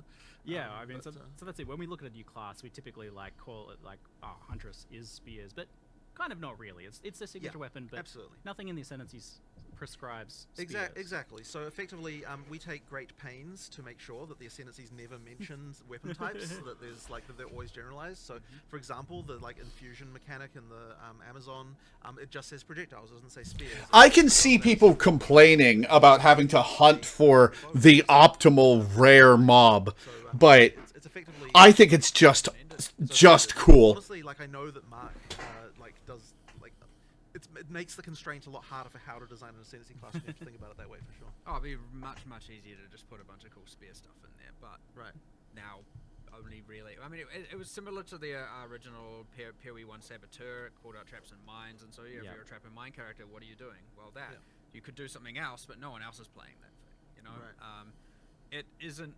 It is easier to design. It is certainly less flexible and open as to what people can play in the different combinations and all that. So yeah. How much do you have to consider the different weapons and the skills and how they interact together when you're originally designing them, or is there just literally so many possible combinations you're just like, the players will take care of that? I'm going to turn them up a little for you guys. With everything, but certainly we have to consider, is this going to be broken with anything else in particular? And there just has to be certain rules for things about, how easy is it to apply this debuff, how easy it is to consume this debuff, and even then, it's we often make mistakes and have issues. I mean, when he says relatively impossible, it is actually impossible. Actually, yes. But That's relative. even just looking at the balance pass we're doing at the moment, right? I mean, there's hundreds of things that we still. I mean, there's things that we could never honestly understand all of the different broken things that could possibly exist, and so it's it really does depend a lot on on seeing reports and what people are doing on some level, right? But then I think that what will happen over time is obviously the game's still relatively new. We're still making relatively big changes. Over time, the balance I think will get to the point where we no longer have these crazy outliers to the same extent. No QA team can prepare a game as well as it being played by 300,000 people. That's just impossible. Stuff will get to the live version that should not be in it, balance-wise. The balance over It time will isn't It's one of the main a flaw benefits of the early in access. grinding gear games that happens. Balance of character It's only a flaw if they don't fix it, Yeah, is how I look at the Release was situation. always going to have 1,000 problems, or probably 10,000 problems, you know? The next one will have half that, the next one half that, and probably eventually it's going to be down to, here's only a few things going, out of whack. There's always going to be something, because we add too much content for it to even be controlled. Again, there are too many uniques, too many supports, too many skills, and too many other changes for any amount of people. You're talking about a matter of you'd have to put Some things should be 1,000 caught, of hours course, to but the most find egregious it stuff, where- sure. But and in general, there's so many people, it's going to take literally 5 minutes. that's where I stand. So it is. It's very beneficial. And we're lucky in that regard that we get that level of testing and feedback, and on such a mass level, and especially with things like Ninja and all of that, and other people being able to see it and discuss it more openly, we're just going to be able to iterate on it even faster. But yeah, every single patch you're going to see a pretty substantial change in what's going to happen here. Yeah. Thanks for making the broken builds. Well, 100%, 100%. Don't nerf skeletal arsonists, please. Over 100 support gems added just this patch. It's already so many, and with you doing a different weapon for each of the 16 classes. Yeah, there's going to be a lot by the time we're done. But there kind of has to be, right? Because that's what you made it. You made this system that you need so many supports to support. You do. Because otherwise, it's not going to work. Especially with this one support system, it's 100 new support gems is fucking this is why we have bonkers. recommendations, and hopefully we can In improve one it patch, and they had that much ready. that better. I guess it has been 3 months, There's but certainly room for holy to shit. get a little bit out of control here. So the recommendeds are going to become more and more important. Right. So we need to make sure those are very much right. For sure. You must be looking to players even to find some of those recommendations down the line as well. In some what- cases. yeah, In what- some cases. What stuff is popularly getting But used the thing with the playstyles? recommendations though is that they can't really take into account what you've already got on the gem. So the recommendations have to be just sort of generally good, but not really take into account combos. You know, that kind of means they're a bit more simple. Like the recommendations are going to be more simple than what you'd otherwise be doing if you're not following. Feels like at some point you're going to need some sort of nested recommendation system. It's like, well, I'm kind of doing. Needs it? I was having stuff, so you trouble go to figuring this out what side. could be remotely useful for some of my less skills, certain about especially that, the 'cause spirit I kind of ones. don't want to get into the. That takes some experience with the game, I guess. But more sorting methods for the show me all the gems. Oh, there's a lot that are only in there that are never recommended, right? At this point, There are, yes, there are. It's going to be an interesting challenge you guys have set yourselves to make enough supports there. So another thing that you managed to challenge that you set yourselves, and I always wondered, like, why did you do this to yourselves, was specters. So originally those were planned to be in for launch, but obviously specters are a whole can of worms. It's, hey, let's just give players access to every monster. Also, we've made so many new monsters. Yeah. We're talking about all the broken. There's going to be some broken in there, I promise you. And there's going to be some stuff we have to change. I mean, they've done, but I mean, effectively, what the time between early access and this was like, okay, let's actually attempt at least to do a balance pass of this and like see if there's anything that's going to be a problem and then adjust numbers. Yeah, but now you've got to account all those support gems on all those monsters. Yes, well, this is an interesting thing, isn't it? The support gems work. The support gems work on them, and you know, like, what the hell is that going to do? Yeah, like, it's impossible to completely know, but yeah, like, look, I mean, there's probably definitely some some dark secrets lying in what kind of spectre mixed with support gems are going to do. And monsters have skills now. It's not like PoE1 where it's like Exactly. just a bunch of zombies just doing default attack. It's like everything pretty much has a skill now at this point. So, But you know, the great thing about it is we got to leverage all that work again for the beast taming as well. So and of course the difference there is that you also get the mods from the thing that you tamed. So you know, that's going to be auras, ground effects. yeah, exactly. Tell me if it continues past the area you're in. Of potential interactions. So you know, we'll see what happens there. We've done nice specific player versions of those things, for which specifically when you tame the beast, so that they're not sitting there spamming skills in your hideout and all of that. Good. Yeah. Yes. So, But also, like, there actually are player versions of the mods that Res can get, like, so that we can balance them if we need to. Yeah. Because some of that stuff would be ridiculous if you had it yourself. So, you know, basically, we still have it sort of work. It mostly works the same way, but there will just be numbers tweaked to the player versions, and the same works as well for the what do you call it? The ritual sacrifice. Headhunter, Headhunter and stuff like that. So yeah, player versions of the monster mods for that. Yeah, this new attention to these things is going to benefit like the pre-existing stuff like Headhunter and that as well. Yeah, that's insane. There's a new. I'm so fucking hyped for this, man. You'll discover it. There's a new unique charm that possesses you with a random Asmeri spirit as well, and so you get the daemons and the stats. And those that's cool. Also have player versions too, but actually, not to necessarily make things worse, to make things better, because monsters are balanced to fight player life and monster life, not in the same universe. So actually what we've done is all the things you steal that are monsters and the monster skills, like the explosions and the summoning bears and all that, we've actually specifically balanced them way up to be more effective against monster. So when you steal them, they're much more powerful actually. Just so they're not just tickling monsters and doing 1% of their life kind of thing. It was mentioned in chat actually, the whole like Asmeri modifiers and things on stuff that wouldn't transfer over with the companion system, surely. No. That would be a little bit too far, perhaps a bit unhinged. We actually had to, because this is certainly a benefit. Once you have tamed the beast, it is not tradable. And people might immediately be like, oh, so that's sad. Well, the issue is, and as much as you might want some of that, I'm sure you don't want to be carrying around a whole bunch of tame beasts in your inventory all the time. That's true. Every single time that you is find a a good rare, good point. You have to go and... Because it would mean that finding a rare would become a thing. Yes, exactly. It's actually like this annoying, in order to make the most money, I have to be constantly thinking about and carrying around tame beasts. But then we also made it so that as soon as you activate a beast, then no one who comes into the instance after that is allowed to tame it. Can't do any, so you can't TFT the It's like a whole there's like a lot of thinking about that stuff in order to make it so that Wow, actually, I agree with the devs on that. It's like, That would be a nightmare. I didn't And even anything think that gives more power to TFT should be avoided. The like needing for cheat sheets and guides exactly, and stuff. right. Like, And so you have to be really careful. You have to be so currency careful. this week. And then the thing is like it's like we design this thing and then think, oh, trading beasts is going to be fun, but then you realize that the horrific reality actually. of what it will turn into. It's like, okay, Oh, well, no. but at least we're thinking about that kind of thing. Like with more experience that we have now. TFT is the Forbidden Trove. It's a trading Discord server that has I'm glad we've learned from past issues with that sort of basically thing. that has been So, a talking about huge some of the negative other stuff, impact the on a addition lot of the aspects grower, of which was a tease quite some time ago, I think. crafting and But, trading yeah, and in working, it looks like it's moving around pretty good. has Yes. enabled basically the Obviously, people running you it to got, become like, a big mouse, cartel. you get knocked off at heavy stuff, so you can't use melee from it, so it's for ranged attacks. And they're able to blacklist people they don't like from the trade community and make it so they can't do anything. So it's dangerous to cross them, and it's an awful situation.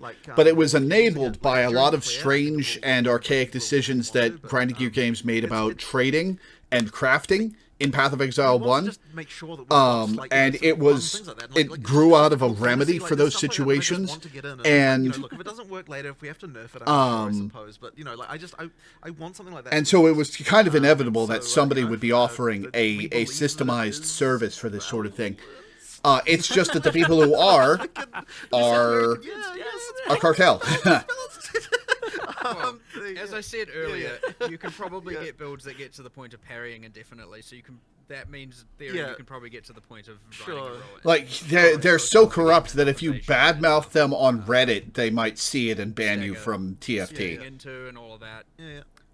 Fundamental question, actually. Like, what's its move speed based on? Its own move speed? The move speed is just And there are but trading what you don't get plugins that people use to check out people they're trading with or look for people to trade with that incorporate the TFT blacklist, which means that if a tool is widespread enough and it relies on TFT, if you get blacklisted by TFT, you get cut out of a whole swath of opportunities in the game, in the community, which gives them even more power over the game.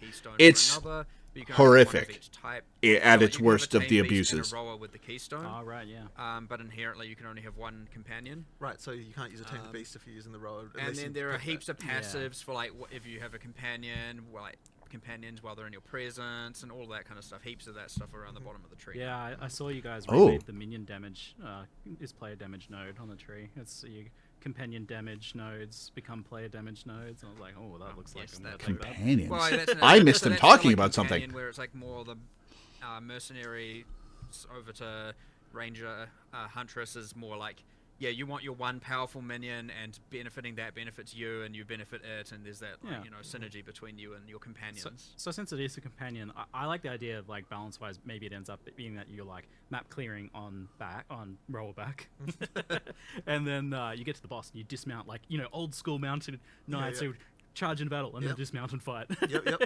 So if it ends up like that, that seems like that would be a pretty cool balance for it. That should be the best way to use it, I believe. Yeah, because then you gain access to your dodge roll for the boss fight where you need it.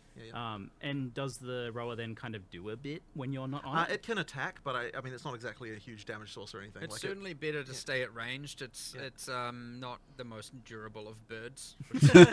But it acts as a distraction. Maybe I mean it's a minion, right? Like it attacks things and does stuff. Yeah, you can support it with minion supports to make it more durable and all of that. So yeah. Oh, I mean there's the one that's like the minion takes 10% of the damage before you do. So sacrificial bird. True.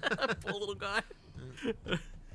So that sounds. I'm looking forward to playing around with that one then. Speaking of new content, 100 new uniques this time. So how many are you aiming for? Kind of in general, is this about really like filling that roster? Well, out? we want to have every base type have a unique for the purposes of chance. Outside of boss uniques. Outside of boss uniques. So we want every base type to have a unique that you can chance. And so that was the eventual goal. One of the things, of course, that we had that was sort of a problem in early access is that because of the way, because when we were designing uniques, we kind of designed them like in order from base type up, just literally because that's the way that like spreadsheets are arranged. It's like we ended up with all the low level uniques first, kind of before the higher ones, and it was kind of it's like we didn't see that mistake coming. Like it was kind of stupid because we thought we'd get we thought we'd get through them all, right? We were like, okay, we'll get all the uniques, and so we designed them all. It's like, okay, we'll start working on the art, just go down the list. So then we're like, oh crap, now we don't have very many in-game uniques.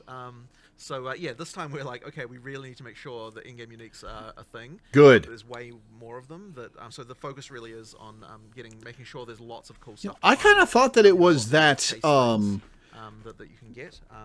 They had uniques at certain stages of the game they wanted. Changing in the Yeah, spreadsheet. that does help.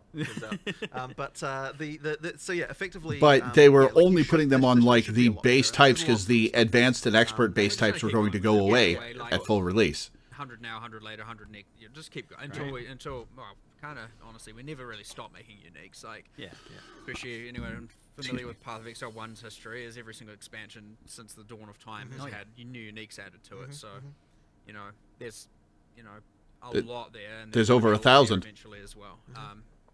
So then let's in talk Path of about Exile the 1. idea of like players seeing a unique and be like, 1x, I haven't done my reliquary key yet. I was kind of waiting for more uniques to be added to it. Like, how powerful should they be? What should they be aiming to do? And they're just talking about how they want there's always a tension end game between what uniques, there is mid and end game and uniques, as opposed to just the early game uniques that were in the start of early access. So it And really that's is what they're like focusing on with the number of uniques they're adding in So at the start of the game, Dawn of the it's Hunt. supposed to be more about that. So the earlier game uniques are supposed to do two things. One of them is when you find them, they should be powerful for a little while. Yeah. But then also they have a some kind of combo thing that you might be able to do with them at in game. But we don't always know exactly what that might be. Like, I mean, we've got sort of ideas, obviously, but it's like we don't necessarily design them to say, okay, this unique definitely has like an in-game build that's going to be actually strong to do with it, and that's because you're kind of putting in things where later on some other mechanic might come along or something might happen, and then people find an interesting interaction, and that's when the unique kind of comes into its own. And I mean that's the same as like Magic card design philosophy, that kind of stuff. You just put in like kind of weird stuff and sort of maybe you find something. But obviously it can mean that like when people see a new unique, they might they dismiss it. But then one day they might also be paying vast amounts for it if it becomes a meta build. So you could, but I feel like a game has to have that stuff in it in order to feel like there's lots of interesting ways to experiment, because like it's like the feeling of being the first person to discover some new interaction is an amazing thing, and then when people see something that like feels smart, and it's like if we don't have uniques that just take chances and do weird shit, we'll never have that kind of stuff happen. When we're designing a unique, we don't think about what's the value going to be. We're not even coming out of it going like, this is going to be really expensive or this is going to be really cheap. Well, in some cases well, you knew what you were doing with that Herald unique. I don't remember. It's more of the charm but that's the thing. Are you aiming for the honestly uniques are just fun to collect. Like, I bought a unique stash tab as soon as they came out, and every league I put one of every unique I find in it, except for the ones that are really valuable that I need to sell. And others are like, what can I do with this now? And then others are just I think we don't know if anyone's going to do anything with this. I'd have to check how full my my unique stash tab in standard is. But we don't know that. I think I've got like 800, maybe 850 in it. I feel like you're with a lot of these uniques, you're designing a question. You're just like, I'm going to put something that's a little weird. Maybe someone will figure that out. Well, I think as Rishi called it, it's a puzzle piece, right? Yeah. It's just a piece in the puzzle. You put it there, and maybe someone will complete the puzzle or half of it. Maybe not. And then others where it's just like, yeah, this is powerful. Yeah. Like, I mean, there are definitely some chase uniques in this. In this yeah, 100%. like, oh, definitely. Yeah. So on chase uniques, then we've obviously had some like pretty crazy ones so far. Where do they want to be in terms of like how hard they are to get for players? Because at that point you do need to consider like how expensive they end up being. It's really tricky. So whenever we're looking, so if there's a unique that's broken, I guess there's two responses, right? One of them is make it rare enough that you only get. I need to finish my trek to level 80 in Legacy of Frisia to get the full armor set. Post pinnacle boss type, like level of character development, right? And then the other response would be nerf the actual unique, and it honestly is a case by case. Like, so I think I'm at level 37, I think, and I've just played it every once in a while both ways. for a few levels. unique was nerfed a little bit, I believe, although I don't believe it's maybe as much as what players might expect. But then also, okay, whatever. But also, we have made that one rarer. It's still pretty crazy. Oh, it's still crazy for sure. But the thing is like you want to chase stuff, right? So therefore, you don't want to just go nerfing everything into the ground the moment that it's good. Therefore, that one becoming rarer, I think, was the right answer there, because it was way too common. Just due to the... We had also the issues with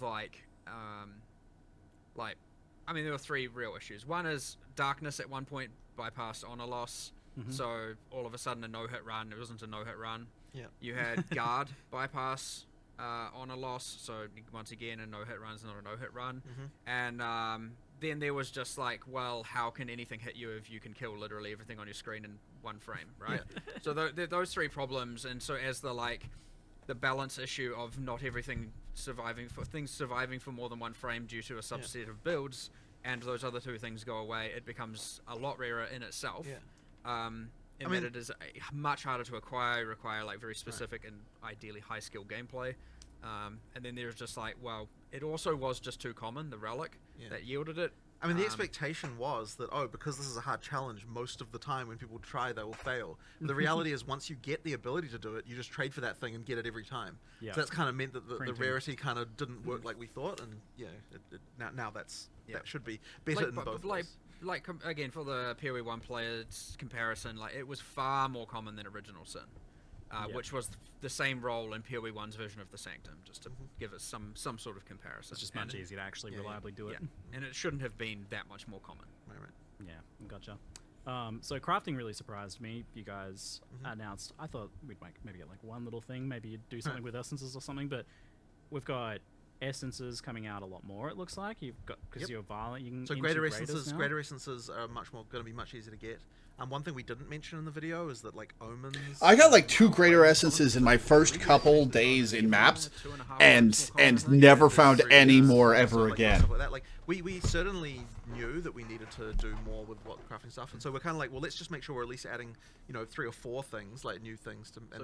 Every ritual will now have at least one omen in the window. Oh. So you can know upon finishing a ritual, you're like, what is the omen I'm going to get, and hope it's a good one. And love it. Maybe most often it's not, but But yeah, the greater essences, obviously, the Varlorb thing makes it much more common. There's more sources of them with the map and everything like that. So that'll be happening more. So yeah, at first I thought greater essences were just, kind of relatively common, like decent essences in Path of Exile 1. But no, apparently they're stupid rare. And having the kind of like the niche mods that you can get and craft on things, like it just needed more options. And it's sort of interesting because like some people say, oh, you don't have crafting in PoE 2 because we don't have a crafting bench, but it's like we actually have a huge number of crafting options, and the crafting being good kind of comes down to like how many of these kind of weird systems are there and how they can interact. But we just have to be really careful because you don't want to get to the point where ground items no longer matter. And I think PoE 1 kind of basically did get to that point for various reasons. Oh yeah, it did. Not caring what's on the ground nearly as much. So we still want to make sure with every change we're making that they still use the ground stuff. That you're still excited for things on the ground. And so that's like a really careful balancing act because they do directly contravene each other. Like the better stuff you can craft, the less important the ground stuff is. So it's a really sort of subtle balancing act. But I think that the stuff we've added here will definitely push things in a way where you feel like there's more smart things that you can do to kind of improve your stuff. Yeah, well, I think done right, and what you're doing is making sure that the ground items do matter with each of these crafting systems. So you had that fundamental change where you can't just turn an item back into a white item. Exactly, and that's very important. One of the biggest ones, I think. And that kind of then so they're doubling down on no orbs of scouring. The great thing about the socketables as a crafting system is that they don't compromise the ground at all because they don't, they're on top of the stuff that you can get on the ground. So that's very good. But when it comes to the kind of the base mods, we do want to retain, that an item has. We do want to retain, for the most part, the kind of thing of like that part of the item generation is random. It's just that, it's just that on top of that you get the more deterministic things that you can add in addition to. And then when you do it that way, it works really well. So socketables work really well as a crafting system for that reason. Well, so on that topic, we've had this talking to you. It's like you're always saying to me that like this rune system is our crafting bench, but Yes. players don't keep asking for a bench anyway. Right. So obviously there's like a branding issue or a 100%. functionality So gap it here. is funny because I was actually saying the other day that like Oh yeah, the rune if- system is if kind of the we had literally had that crafting system be bench, identical, isn't except it? that the way it was themed was that there's a crafting bench you go to and craft extra mods on the items, like which literally be functionally the same, I think, and required materials that are effectively the runes that you get. Like then I feel I like never people thought about are it like thinking that. We've got a crafting bench, but yeah, ultimately that is that the rune system, the socketables are what replaced the crafting bench in the PoE1 style crafting bench.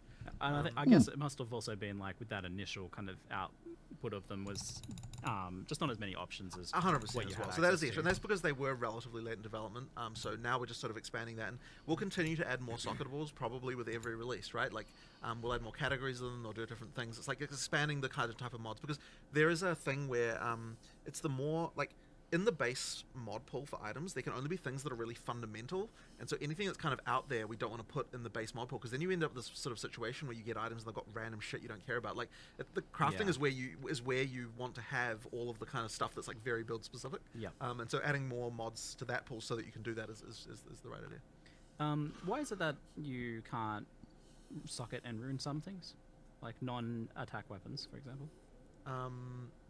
Well, It was more just a choice for asymmetry, where we just wanted Yeah. these things to feel different.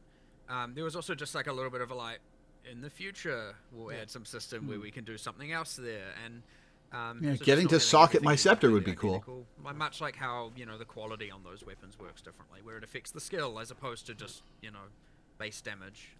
I do think it is something that we should be probably looking into sooner rather than later, though. Yeah. Because, yeah. Yeah, because the asymmetry things, it's good to have, like, not everything be super homogenous, but because we're talking about the importance of it being that extra layer of control over your items, which you just don't have if you're doing spellcasting. Oh, Yeah. maybe we'll add an Arcanist's bench and theme it that way for the Okay, ones. all right. You forced my hand. I have to bring this up now. Can we get some sort of like cohesive, all-in-one bench for disenchanting, salvaging, selling for gold, Arcanist benching at endgame? I get in the campaign having these things be separate, but I like at endgame, it's you're not so ha- much clicky. You're not busy happy work. enough with them just being next to each other, putting them next to each other, and you know. No, All right. Well, that's all right. I'll think about that one. I think that's a petty complaint. I've planted the seeds at least. Yeah. Okay. Done my part. All right. There's ways. Max, Yeah. there's ways. I like the sounds of that. Well, at least for endgame, like Yeah, that's I, what I do. figured, yeah. I don't want the world to not feel like it makes sense. Absolutely. So, Yeah. But Having it that you can just, endgame, like- you've got your hideout where they're all It would like- have to be a hideout related thing. yeah. That makes sense. I mean, people putting their NPCs within each other's personal space anyway, so Yeah. the law goes out the window at that Yeah, point. for sure. So we've also got Fractured, crafted via an orb from the cleansed monsters. How rare are those? How do you quantify rarity like that? They drop from the monsters. I can't remember the exact number, but like I think I was kind of saying like 1 per biome, which is the kind of total blob of cleansed monsters. But then that obviously does get affected by things like pack size and all Yep. that on top of that. Yeah. So is that and like then, 5 maps or something? Well, it Uh, depends on how many of them you kill as corrupted.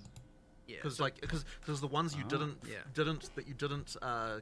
cleanse while you were getting to the nexus, those are the ones that then become cleansed. So you kind of have to choose, like when you go into a biome, am I going to beeline straight for the nexus and then cleanse everything, or am I going to just fight them all as corrupted to get the rewards from that? So you're kind of choosing one reward or the other based on what you decide to run.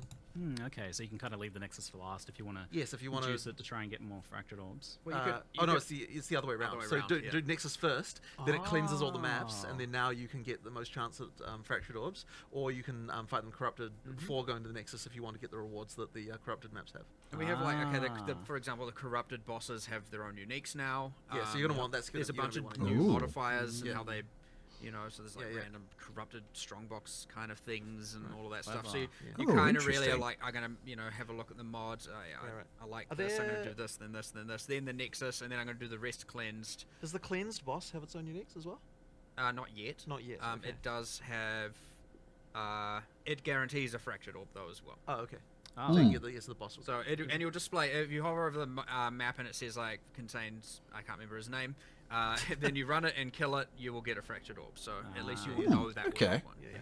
So with the fractured orbs being a way of fracturing, that's obviously super powerful for crafting. are there any fractured items dropping pre-fractured? I quite liked that. I think we went with no in the end. Yeah, we not were going to do currently. it, but then we decided not to. But we might do it later.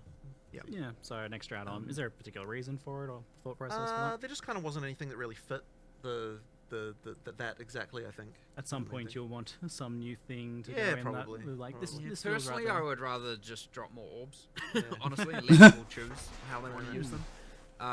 I like it from the perspective of dropped items matter. Like when you're Yeah, seeing but a rare, they kind and of then already like, do. "Ooh." They kind of do here anyway because they do, like because you because use you it. need that Yeah. as the thing of the fracture, makes so it's sense. kind of not necessary. I think. Yeah. There's other little subtle things, like for example, the cleansed monsters within cleansed maps can't drop equipment as a little thing. So they have much higher. Obviously, they're dropping things more like waystones, tablets, currency. They don't get to drop Interesting. armor or anything. So they're more like currency sources. As like Is the stat that gets locked by Well, fractured there's random, or normal do you get to currency choose? that It's random. plays with. You have to have at least 4 mods on the More item essences, a lot more omens, potentially ability to get fractured, before you can use a fracturing orb on it, and fracturing more chooses one of those at random. Design recombination. 4.0. Yeah. This is yes, recombination's certainly undergone some changes. This is a huge leap forwards compared to 0.1's crafting. For sure. So was it just about that you had to establish that really like humble baseline for crafting, so that you could then go crazy with it like this? Honestly, I mean, look, on some level, it can just be, like you need an economy. You need to see how things evolve. We just don't want to do too much at once. I mean, although this may seem like quite a lot. I mean, It does, but the thing is like, but in terms of the initial system, it's like if we'd have had all that at the start, I think that we wouldn't have been like, There are it's- 111,000 it's people different watching the way, so Path of that's why we're Exile being a little bit 2 careful as well. reveal stream at the Yeah, I moment, guess you needed the to kind of official assess the broadcast. fundamental things like That's scours, wild. Yeah, bolts 100%, and stuff like that as well. I'm so happy with how successful PoE 2 I have a is. better idea of how to build off that, which I'm super excited for. Crafting. But of course, and if actual you know crafting. us, like more, there'll be more. There's always going to be Oh more. yeah. so. Oh, you gotta have a new craft for every league, right? That's how it is these days. Oh, yes. I expect a crafting system for every league. Thank Yep, you. something like that. That's somewhat actually our intention. So. yeah. I love it. Love it. Perfect.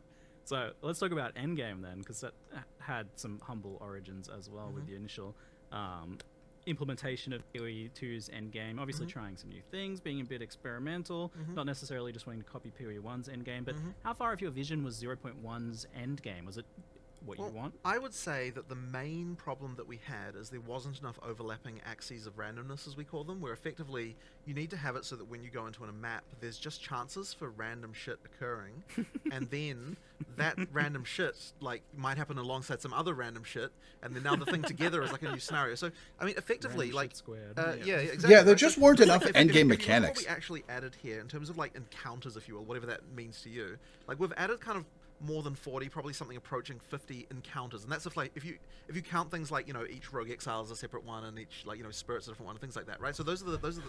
There's a But critical the ones we had threshold before, the ones of we have now, is that things that most can of these happen. can The Path of happen Exile 1 like passed a long so you time have ago, a where situation every where, map like, feels you've got the, interesting and different and Raspberry valuable. Wisp that like happens to infect the unique boss of the area, and then that leads to a Like, you combat could get situation that you have a field Legion or monolith whatnot, and a then, Blight you've got the and resistance thing, Alva like, and the Einhar the- and a this other Breach wisp, like, controls the thing to in one the map, boss, and you might get like, half a so all dozen that stuff different combined, things in the what next happens map, when this goes with the and strong the boss, Atlas tree it's lets like you all that focus in combined on stuff. specific That's what leads mechanics. to the situation where you've got an exponential explosion of like possible And that just combat isn't situations. the case in And then PoE 2 sometimes you just run into yet. stuff that you've never seen before because of that, because of this combined in some interesting way, and that's something that definitely PoE 1 has got very well because it's got so many of these things that have been added over time. And it's part of why I am so baffled by the people who want to cut content out of PoE 1. Like, the breadth and depth of things to do in the endgame of PoE 1 is its greatest strength.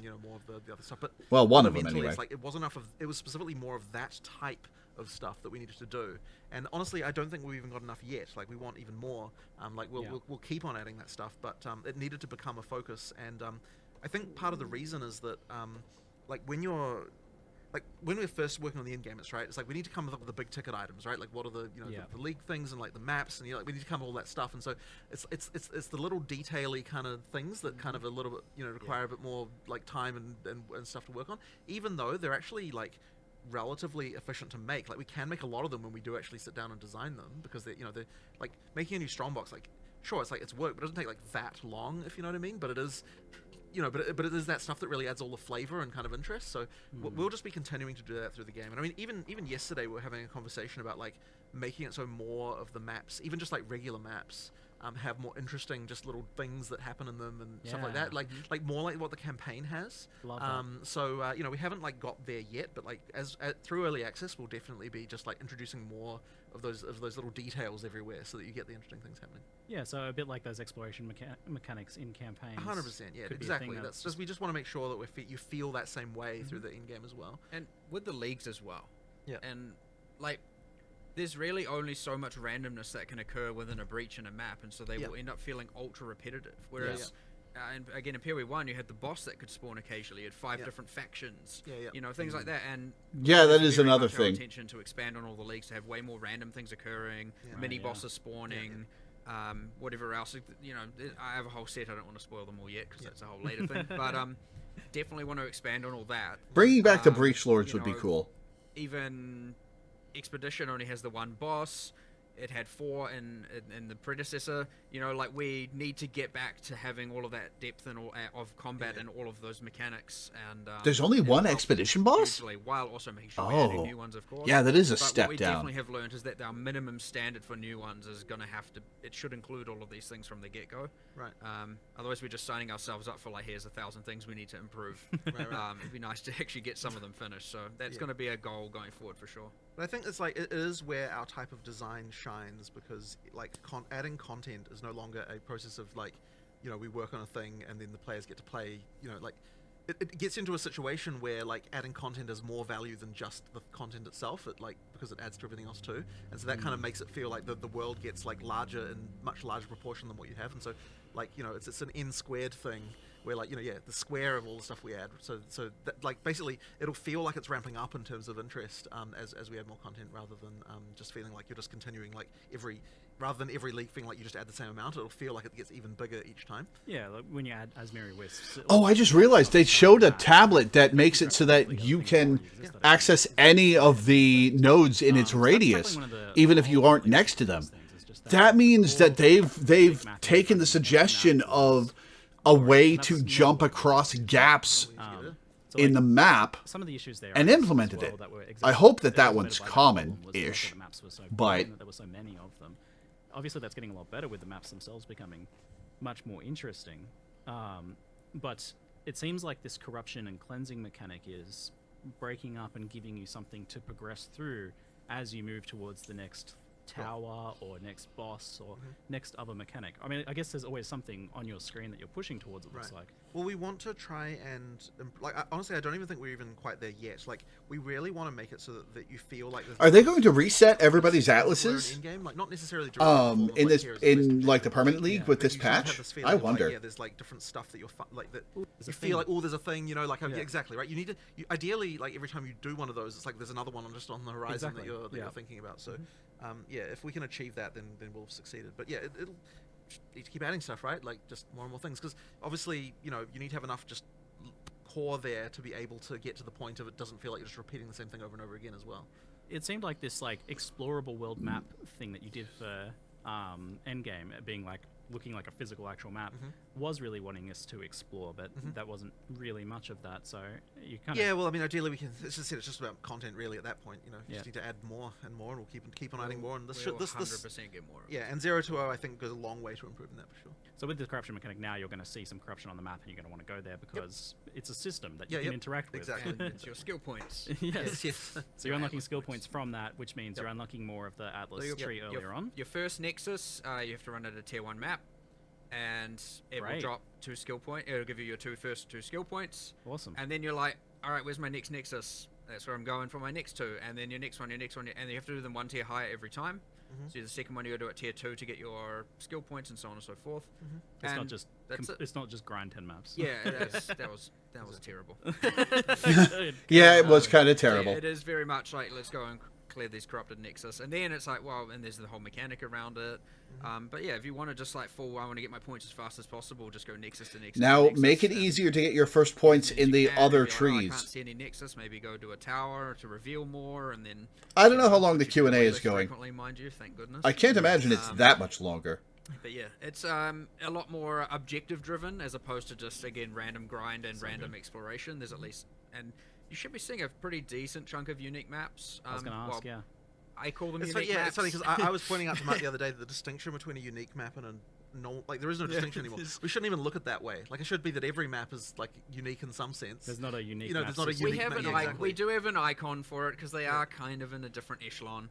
Yeah. But yes, technically, unique map is a name that's a holdover from PL1. Yeah, because and- you can Yeah. use mods with them with Waystones anyway, these- so it doesn't. There's no actual True. reason for a unique to be any different than a normal map. You can craft It's it just, and enhance it. it and really juice just it. it really just comes down to how rare they are relative Yeah. to other things, right? So, And how rare are they? How like I mean,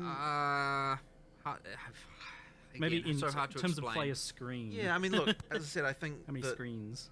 How many? I had the numbers, I just don't remember them. well, I mean, as I said, they should be common enough that you feel like there's always some kind of objective you're excited about on the screen, it right? honestly more common than I was initially comfortable with, and then after trying it, I was like, okay, actually, this is like, Yeah. this is reasonable. So Yeah, I feel like you initially probably want them to be common enough that you're like almost getting tired of those map layouts, so then you're incentivized to add more. The good thing is, by the way, by adding more here, we didn't just keep them the same commonality as the two that existed. Yep. Like Yeah. they are just more common.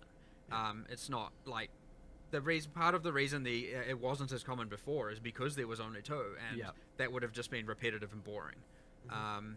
One of the other restrictions is that like the Vault of Kamasa was restricted to the Val City biome, so to speak, Yeah. and that was one of the Citadel biomes. That's like one of the rarest and latest, you know. Yes. So it's like we've not only made that more common within that biome, but a lot of the new one, in fact, all of the new ones aren't restricted to those city biomes, and thus they are appearing more frequently. And some of them are like, I didn't want know there deserts, was so a they give you unique the essence encounter map, in the or you want the mountain 'cause Fall they can City. give you this and that, you know. So like, ideally, there's a little bit of just like you see the edge of a desert, and you're like, oh my god, please. Yes. Okay. So that's what I was going to say. This like idea of exploration is like I felt there needed to be something biomes where like you're actually pushing into a biome because there's that one node that like affected your drops slightly, but obviously that's not much. The one that was the Shattered Lakes, for example, as you can probably imagine, only spawns in the water biome, and so there's a little bit of like, you know, and so does Untainted Paradise, and so does one other. So there are actually three special maps that can spawn only in the water. Good. So go to the water. And otherwise, how easy is it to find? You said there was an icon. Obviously, you kind of have an idea of what biomes. Is it like also something that's pretty visually Oh, there's art there, yeah. spottable on the map? There's- Yeah, so the one we looks looked at with the interesting. one we looked at with the megaliths, which had all the storm and lightning. Well, on the map, it has a bunch of storm and lightning. Cool. So yes. That's awesome. Cute. That's great. So we mentioned the Atlas passive tree, and you're seemingly, I think, you're getting better progression of that. But definitely an issue I had with it personally was that it felt very top heavy, both for the core one and also for, especially for the league mechanics, where like the league mechanics you don't get points until you kill the bosses, which to me feels like the end of it for most players. That kind of was the original pitch of that, and I wouldn't say that's really changing here, but there is more we want to do with that, and I think that it could be made better, but 0-2 isn't getting a change there to that side. But in terms of the actual core Atlas, it definitely is. You know, like you're getting that earlier. There's more. It's a bigger tree. There's more interesting stuff. There's You know. subtle changes to getting them in the sense that, like, for example, the difficulty 0 pinnacle bosses are way lower life. Well, that's actually now. good. That's actually a very good point. So yes, difficulty 0 is now like half the life that it had before, and so that's like a pretty But substantial difficulty change. 4 is currently the same Yeah. as what it was before. So it's same top end, but like easy, more accessible for more people at the bottom end. Right. Okay. And then also because of like, you know, due to the reliquary key working the way it does, all pinnacle bosses can drop all uniques at all difficulties, except they are like substantially less common at difficulty 0, but you feel way less bad for running them at that point now. Yeah. So again, it's just opening that up to a lot more people to farm, and it's not so much dependent on if your build can't do difficulty 4, you're not really a viable character kind of mindset. So much more easy onboarding for those. Which will pinnacle give you your bosses now. first sets of points certainly a lot easier now. That being said, not if you're playing the most broken build of all time, because you're probably nerfed into the ground, let's be real. So your new build, we'll have to see how that balance goes. Don't touch arsonists. Well, Sure. yeah, one of those New one of those builds, specters, yeah. Anyway, the ultimate point being, yeah, you're certainly going to get those initial set of points easier than before.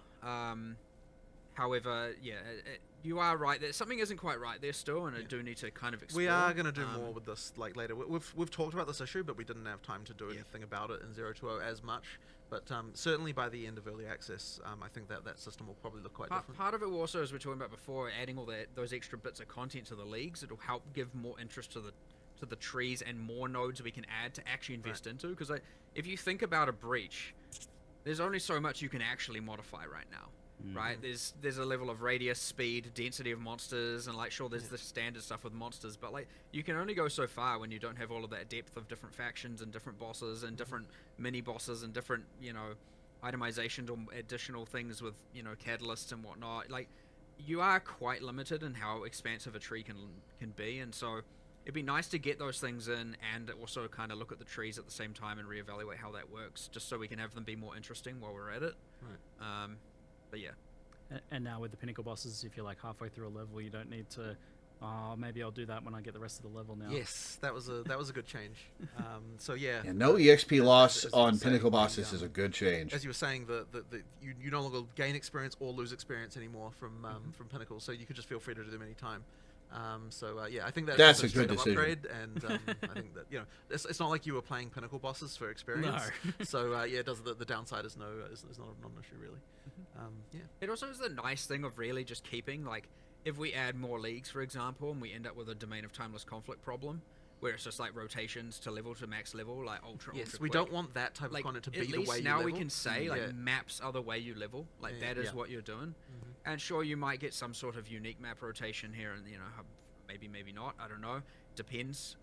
But hopefully we can avoid that. But either way, like it's just really you're playing in maps to level, and that's what you're doing. It's and there's something that's nice not about itemized that. content, right? At least until we've added Delve. Well, sure. I mean, there will be future parallel in-game systems. Confirmed. Right? I know you want to do something like Delve. Yes. You're a fan. I mean, you made the end game look like Delve, so. Yeah. But yeah, that's been a long-term problem, and one we need to probably apply to the other game as well. The whole can't do my content because I got a level, and I'm like, even if you're only like 15% in, you're like, It's just not as bad. Yeah. It's just not as bad in PoE1 because the leveling is faster. Yeah, it's so true. it doesn't, Well, yeah, but you should still apply this lesson to PoE 1, I think. So, speaking of like map progression, there's been some fundamental changes there. You're telling me that now you can no longer drop maps below your current level of map. It's correct. So yes, you no longer get if you're playing a T5 map, you're only going to get T5 maps, or if there's a boss there, a T6 map. But we've also smoothed the way the whole progression works. So we've actually the map drops are way less random now entirely. When you kill the last rare in a map, that has it can affect it. At T1, that was a 100% chance to drop another map of the same tier. And then as you go up the tiers, you can still sustain that using Waystone chance. So effectively, it's de-randomized that a lot. And then the way there are several ways that you can get upgrades. So in terms of like going up the tiers. So one of them is that when you kill a boss, that's a guaranteed +1 upgrade. Then of course you can still cube them up, 3 to 1 recipe to go up a level. Good. Or you can run it corrupted. And if you're running a corrupted map, then because it drops the same tier, that's like a sort of guaranteed. When I say corrupted, I mean the one that Varlorb corrupting up +1. That lets you do run them the same level as well. So you've kind of got those 3 options, but it's much more intentional now. It's like if you're going up maps, it's like you're deciding, okay, this is the thing I am doing. You don't just kind of have that like it doesn't just happen. That's cool. So it's kind of supposed to make the jump like. If you're just looking to sustain, you can do that, pretty much guaranteed. And unless you're dying more than the number of times you've got portals, which is obviously the thing now. Now that you can go through portals again, the sustain is going to be a lot easier if you are dying. Yeah. But then it's like once you've achieved that, it's like you effectively can sustain forever. Like the cases where people just drop off the bottom and have issues should be like way less common. Ultimately, it's way less random, way more deterministic. And ultimately you can, as long as you are able to do the not die all the time, you will sustain that tier forever. Right. Assuming you can roll enough, that high enough mod count, and there is a boss here. I'm going to go up a tier. Yeah. I just know there are going to be people in SSF who die on their last tier 15 and they're out of lower tier maps, and they have to go back to the campaign to farm up a couple tier 1s. Which you do need to be doing to continue to maintain 100% ability to go up tiers. Then, and if you're doing that early, you're getting more maps than what other people are getting, which means you can do the cubing as well. Like, it's just kind of like, it just much more effectively gets the thing where, you know, good players can advance at the right speed, normal players don't fall off the bottom of the curve. It kind of solves all of those issues, like without, but also you're not going to have just like hordes of low-level waystones that you don't need as well. So, you know, like, and just no, it does. There are still, you can get to the highest tiers relatively quickly. You have to prove you're good enough, your character's good enough, but if you're doing it, you get there, right?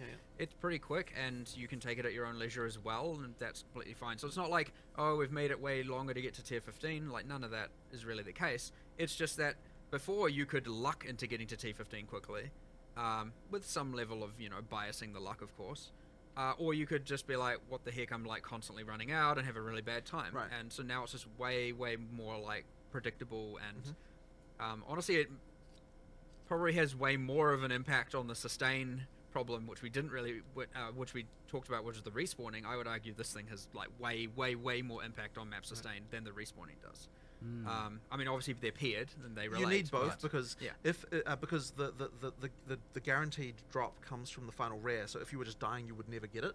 So the respawning is necessary in order to make it so that that's going to happen for players who, you know, like, and obviously, you know, as it gets more difficult, and you get less portals, you start to get to the point where you're going to run into trouble. But if you're a good player, you should be able to get up into the top and sustain very well. Yep.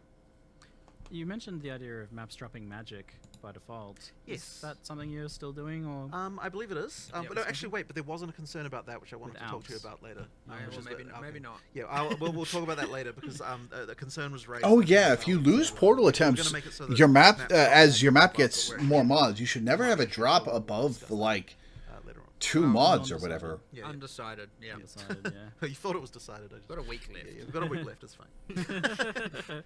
Still figuring. It sounds like much more deterministic progression But if yes, you're that's able the to main prove thing. the power that you That's- have. that's the Well, main it just thing. should be, am I strong enough to do this? Yes, I can do it. Right. Not, am I lucky enough to do this, and Yeah. am I strong enough to do this? Great. One of those axes, get out of here. Love it.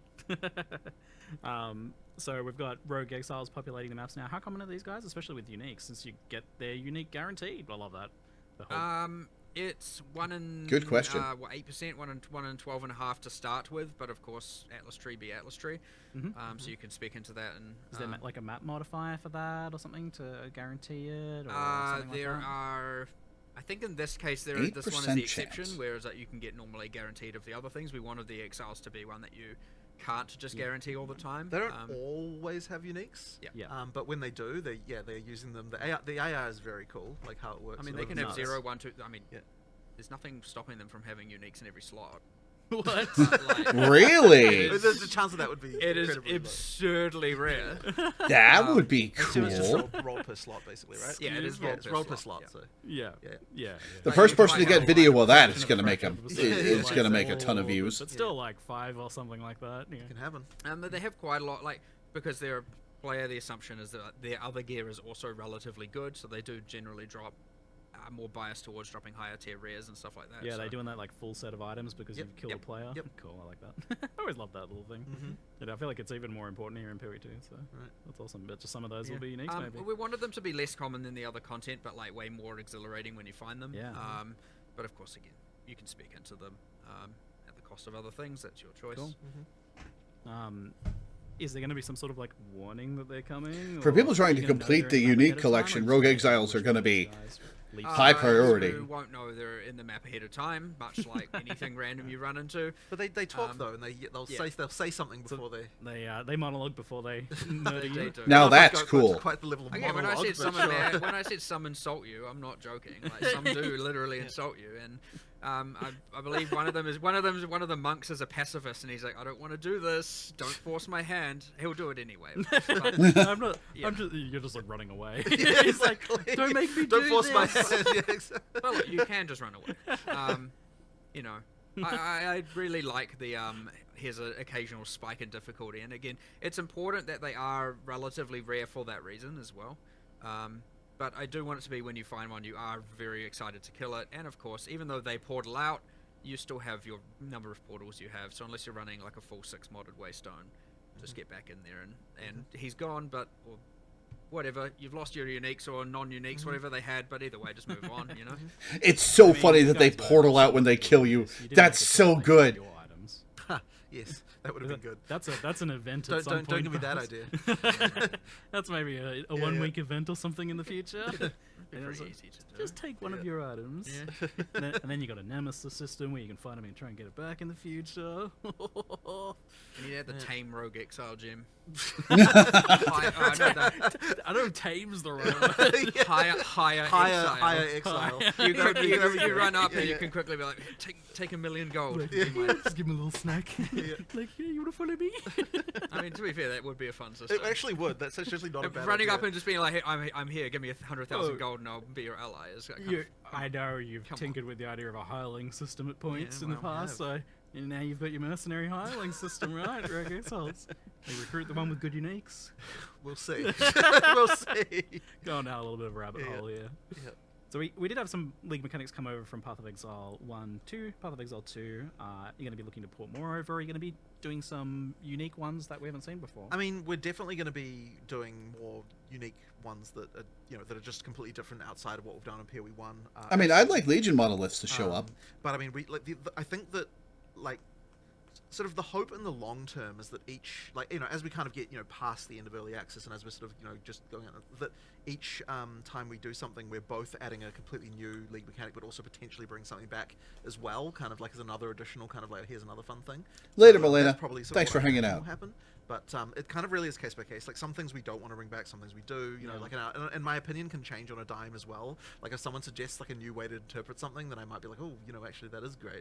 So it honestly, Make sure you leave the window open so that you can get the drop we have a of full the plan of everything, the but it's in-game in rare reality, finish, it's like unique it's very much finisher effect. responsive to like what's happening and like Because I'm not sure you're at the 2 hours the- watched the- yet. The actual plan relates to the things that like are definitely happening, right? You're talking acts, you're talking classes, you're talking like all that stuff is like definitely like that's happening. It takes a long time to produce. It sort of happens in the background. You've got outsources, armies of people kind of working on that stuff, and then all the kind of like more incidentally stuff is very much like, oh, let's do something cool. Let's just make this. What if we do this?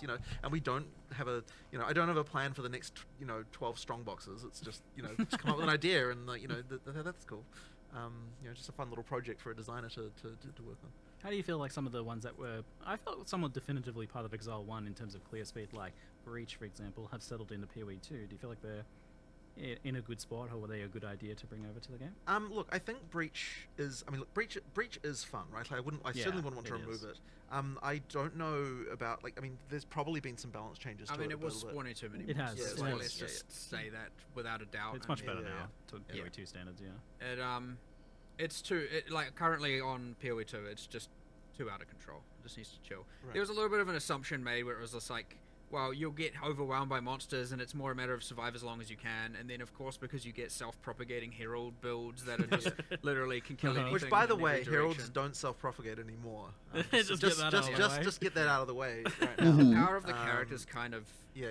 Fair, I distorted guess. the league balance Yeah. in a way where it's like we have to, make some changes. So yes, Yeah. like it's coming down a bit. I think we saw For that sure. one coming. with the Yeah, heralds. well, 100%. I mean, look, there's a lot of things that people will say they saw coming, but it certainly does end up being the case that like the patch notes are, so by the way, we aren't releasing them at the end of this live stream. We're going to be releasing them next week.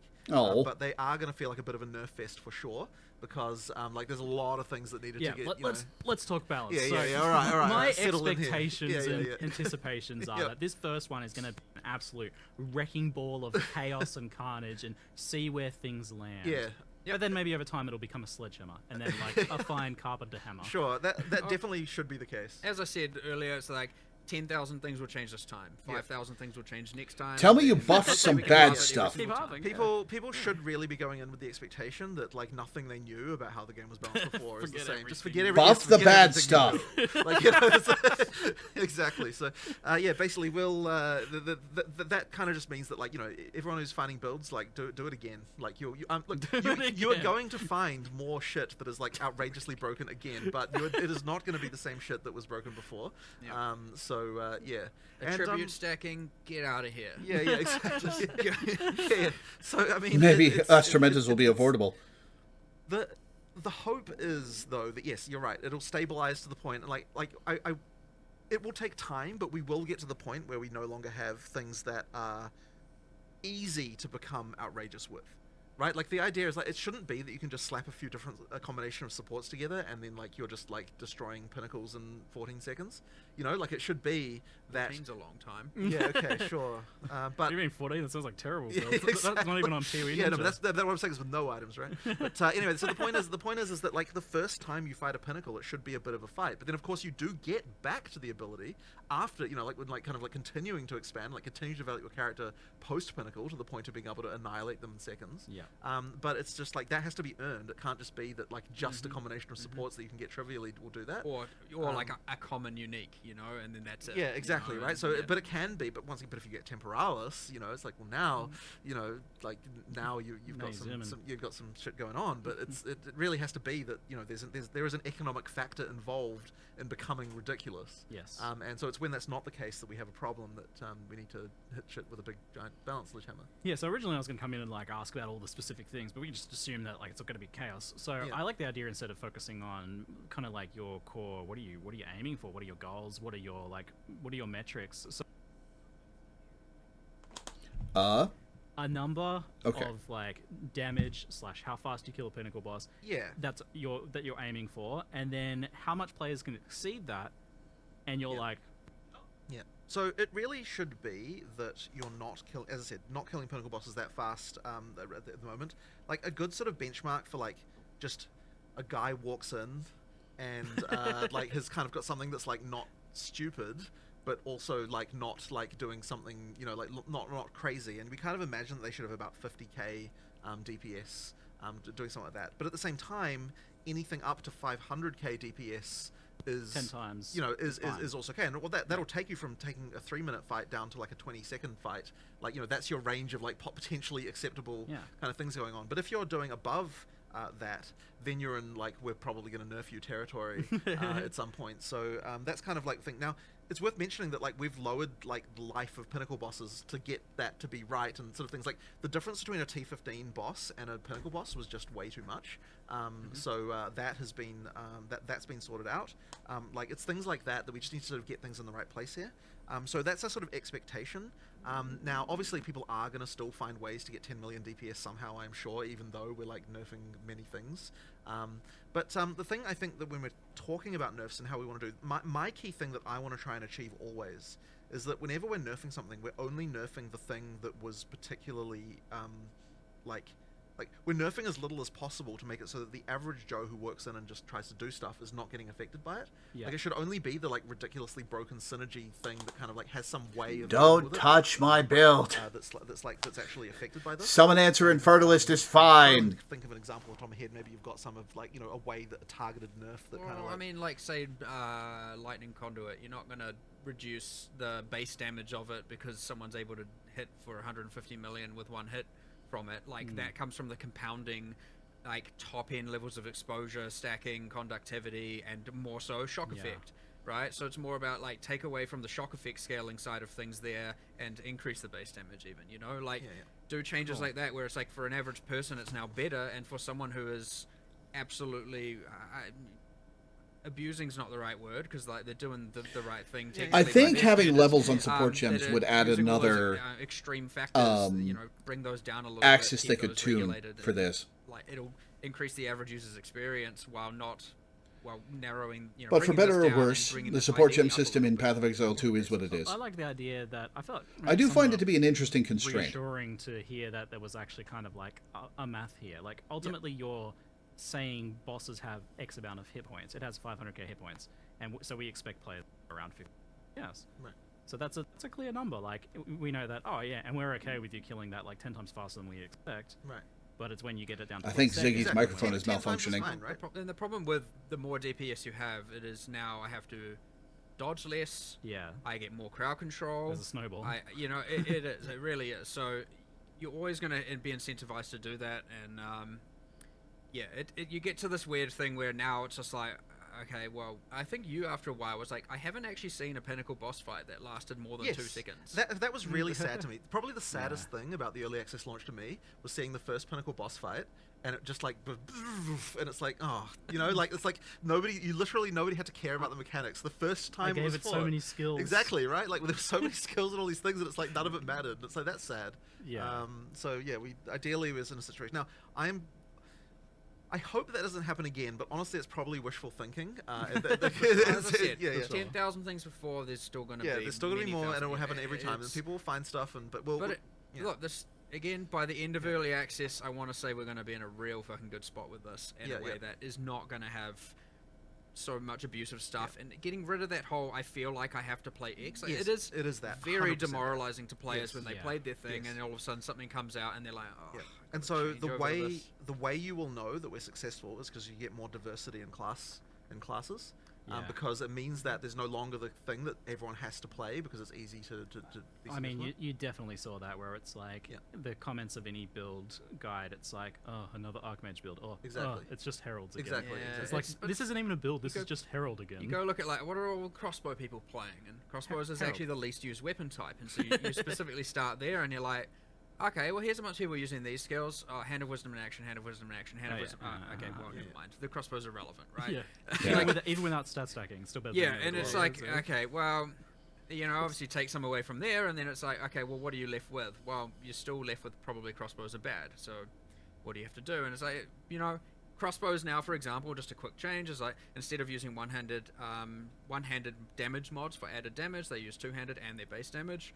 And then all the skills now have a higher growth per level because they scale with other external factors like attack speed less because they have the reload time. So they will be getting more damage per level, whereas before, most skills were very consistently growing per level. So almost every spell would get the same amount of damage per level regardless of everything else it had. And this is how you got things like Spark just being the dominant skill, you know, out of control, because it scales not only that, it scales obviously the number of projectiles kind of out of control, and with projectile and duration and other multiplicative scaling factors, you'll end up with just like, well, of course I'm just going to Spark everywhere. And so now it's like, well, Spark has these other multiplicative things, so it should get less damage per level. And this was in PoE 1 and was the right answer, and we somehow didn't replicate that exact thing that we did. Yeah, everything So- just had the same damage growth. Yes, we end up with exactly the same. So now every single skill we're looking at it and going, you're going to scale more, you're going to scale less, you're going to scale more on the damage axis because they have other things that scale. And this just means that, like, when you're asking, well, what skills have changed? Well, the answer is literally all of them. Like, Yes. no skill will have the same damage as before. It's like a complete, a complete rebalance of the And whole thing. expectation-wise, it means that any skill that didn't have a lot of things you could do for it will get more damage. 'Cause that's Yeah, what it that does. should be the case. But I mean, even as well, like when we're looking at things like, I sort of mentioned it vaguely before, but like He's begging trying you to for make buffs. sure, like we are trying to make sure that like the combos that work. Hey, if really you make well the still melee like, skeletons, which is kind of really good. So crossbow's been I buffed a will lot, play and melee the other skeletons. thing that was definitely getting a lot of buffs is Warrior as well. I mean, we'll see how that looks. I mean, everything yeah. up and everything down. Yeah. It's so hard to even yeah. like. Yeah. Yeah. It's so hard to have like a cohesive message with the single like this class is better. Yeah. Because it's just, I mean, it's easy for mercenary skills or for crossbow skills because Yeah. I can look at those numbers and just be like, okay, everything's clearly higher. Yeah. But then in others, it's like it's Well, it's that's too the thing easy with to Warriors. say. Like Warrior was like in many cases there was a lot of things that it was actually not bad. Yeah. Like it was good in many ways. But then it didn't have anything that was outrageously broken like how the other classes did. in yeah, the same and it way. didn't gel with all players in many ways as well. I mean, we've also done balance changes on literally every ascendancy class as well. Yep. You know, Chaos. Pathfinder has like 2 extra notables and some changes. You've got a new notable on Chronomancer. You've got a changes to, like, you know, Chrono was way too much utility stuff. Like, where's just my like good thing, you know? So like, you got like a good Where's my thing. bonk node? You know? Okay. Yeah, less Intriguing. less, more something, and then we've just done that on every single class. We've upped a lot of the. Curious to Undertaken see or what bad you've done things, to and we've upped Infernalist. A lot of the really good, powerful things that were over the top. So this is why we've gone back to the more conventional patch note cycle of a couple days beforehand, maybe. Yeah, I mean, look, absolutely. Look, if they were ready, you would have them. They're not ready because we're not finished, right? Like, and giving someone half the balance changes doesn't allow them to even make educated decisions on what It they're doesn't going to help play. you. So it's just or them. completely pointless at that So point. we'd rather give Yeah, you everything fair. all at once instead of just some like here's you know. But even once you have the patch notes, like, don't even be under the mistaken illusion that you'll be somehow able to determine what the best builds are from that. Like, this because it's such a big difference. It's so hard many to take changes, things yeah. into context because you can look at Yeah. it and say, oh, okay, so like this thing got buffed, but this thing got nerfed. It's like, okay, but you're linking just two things. You're not linking Yeah. all of the other things. that Yeah, go into it. exactly. So, you know, Yeah. it's You, very We'll Um, try though. We'll try. Yeah, sure. Give it a shot. Do your best. Look, when the game released, you had to learn everything. You just might have to do it again, and again, every single patch after every major patch after this, you know, you're going to have Release to have too. less and less of that, and your familiarity will be able to come in and be useful. So, at least from a balance perspective, at this point, like you know, it's not like we've structurally changed the campaign and all that. So you have still a lot of information and knowledge that is going to help you play the game better anyway. On your you know. Yeah. Second, I mean, a lot of people maybe made multiple characters, but for a lot of people, this might just be their second character. Yeah. So they're certainly going to be more equipped. And we've had the races, so you've been able to see how the best people Oh play. yeah. Oh yeah. There's definitely some good tips to learn from there. Oh, yeah. Don't take tips from the races. They're going to nerf everything. Portal. Oof, beautiful. My favorite. On the slightly bigger picture as well, like life and armor versus energy shields. Are you happy with kind of where either of those are at, or what do you kind of hope to achieve with them? Energy shield certainly, I mean, primarily due to Grim Feast, and like mana stacking being a little bit out of control, that's been too strong. Grim Feast is a good Side mechanic. effects, for It sure. might need tweaking, but Grim Feast should stay in the game. Changes there. As for armor, well, you know, it's one of those like accuracy kind of things, right? Where it's like or dexterity and like you know, where it's like honestly our next point with that is honestly just to get in a room and just be like, all right, let's pretend it didn't exist and we were coming up with the game from scratch and you know, we're like, okay, we have strength.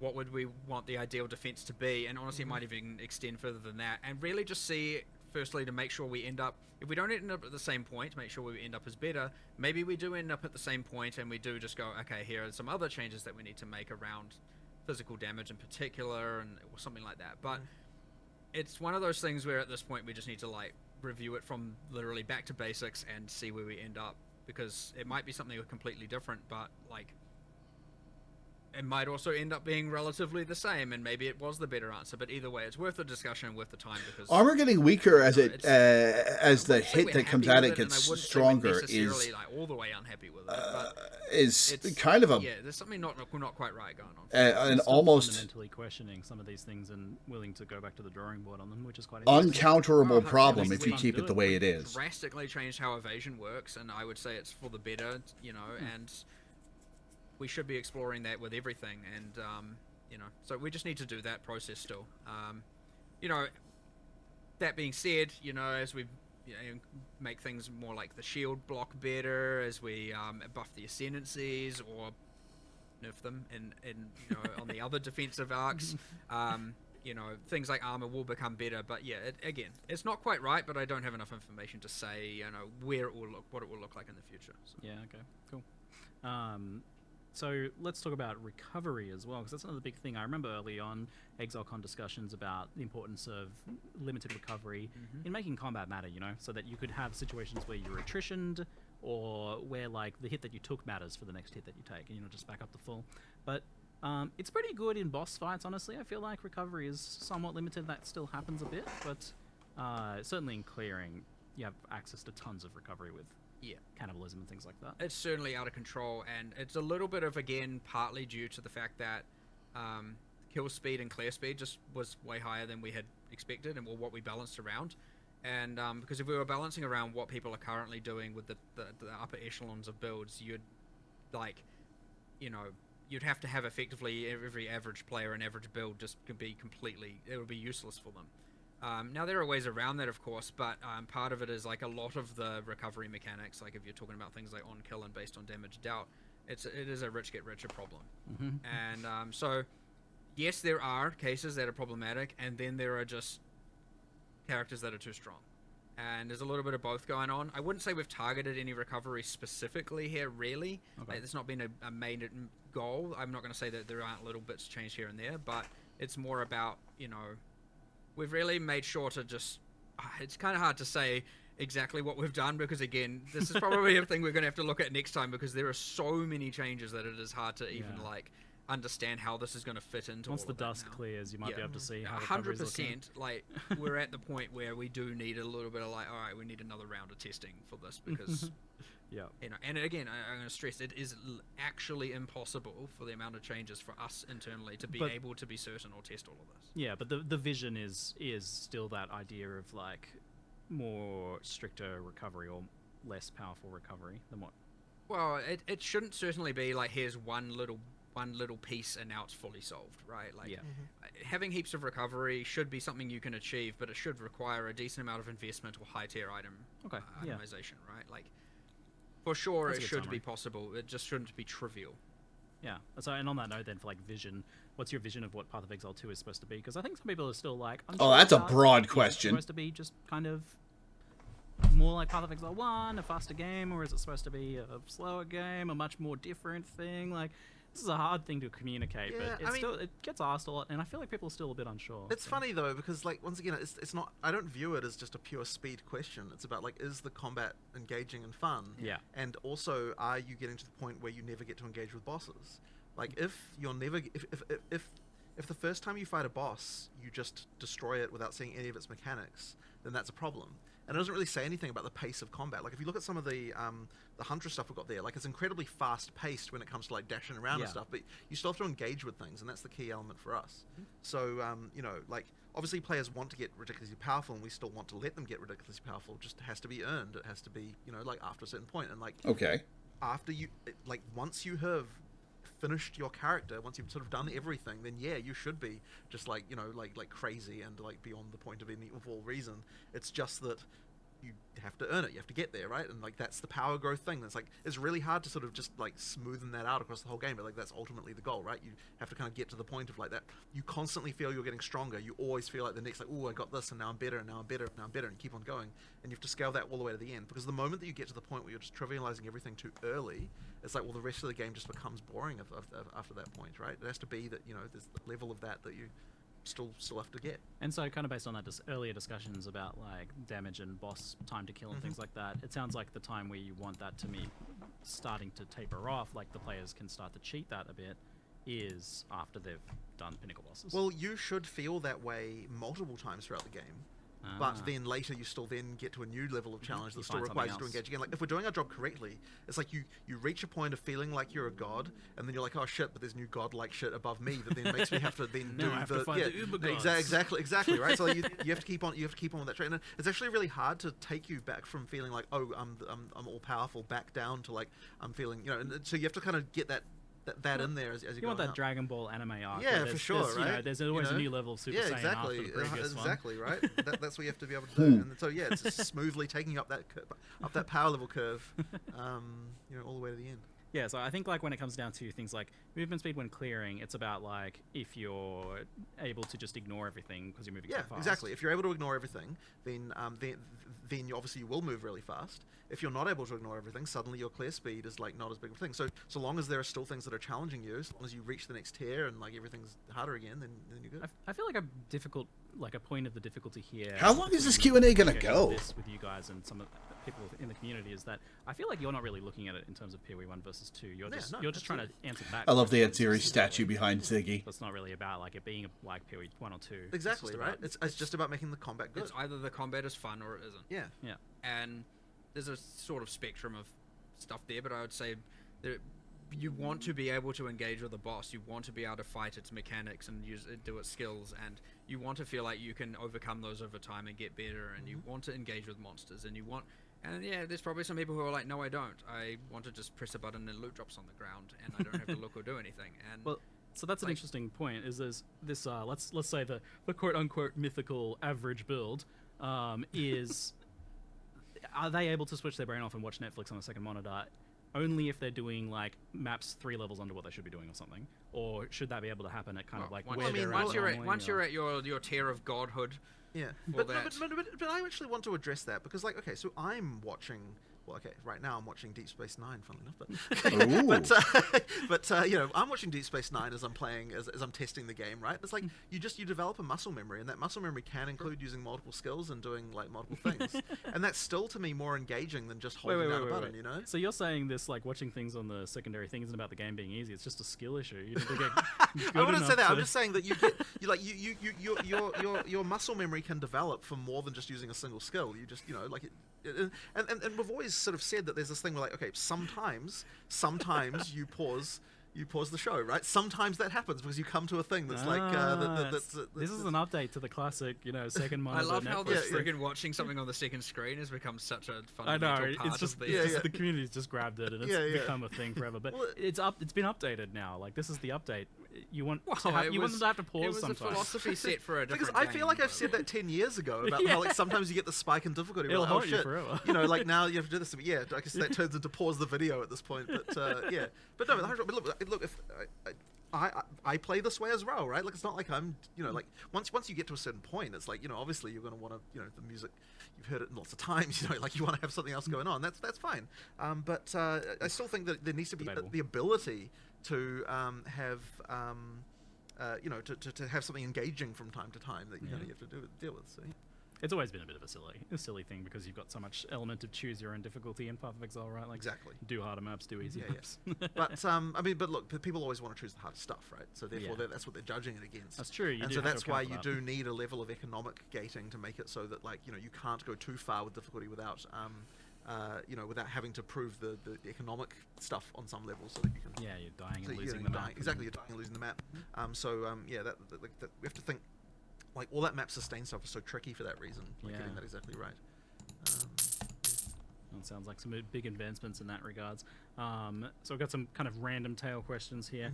We're coming to the end. I don't think it's probably happening this time around, but on changing campaign pacing at all? Like, I feel like some of the zones are probably a bit too large and a bit too empty. I thought the campaign was That's great. more about adding more stuff to them than it is about making them smaller. Yeah. Like, there's still a lot more events in campaign that we haven't added yet that still need doing. There's like big lists of, you know, things that we never got time to do, so we'll keep on getting to those. The argument there, which I do believe in, is an area should be able to be large if it has enough interesting things. The frequency of interesting things is high or consistent. I mean, like the size of an area is completely right. Like, imagine there were no load screens. You just walk from place to place. Like, you wouldn't be thinking about area size exactly. It's just, is the density of interest enough? You know, like the fact that there happens to be a load screen between one place and the other is not really the relevant long element. is directly proportional to interesting. Yeah, exactly, right? So so to me, one thing we do need to obviously do, and we have done in some areas, is just making sure that if it is a large area, it's not just interesting things to find as well. It's also making sure there's enough monster variety that way it's not just so repetitive. Like exactly. Yeah, where you've got like almost different biomes. In there some are areas. some where I would say the area is large enough, or you're in there long enough such that there isn't enough monster variance, and so it gets a bit repetitive. But yeah, it's completely true. Anytime someone says, "Oh, this area is too large," I'm like, "Well, okay. So what monsters are we changing? What events are we adding? That kind of stuff, right? Because that's the way that you change it around. Like, there are areas that are very large that no one complains about because they're, you know, stuff. They got There's also like there are good.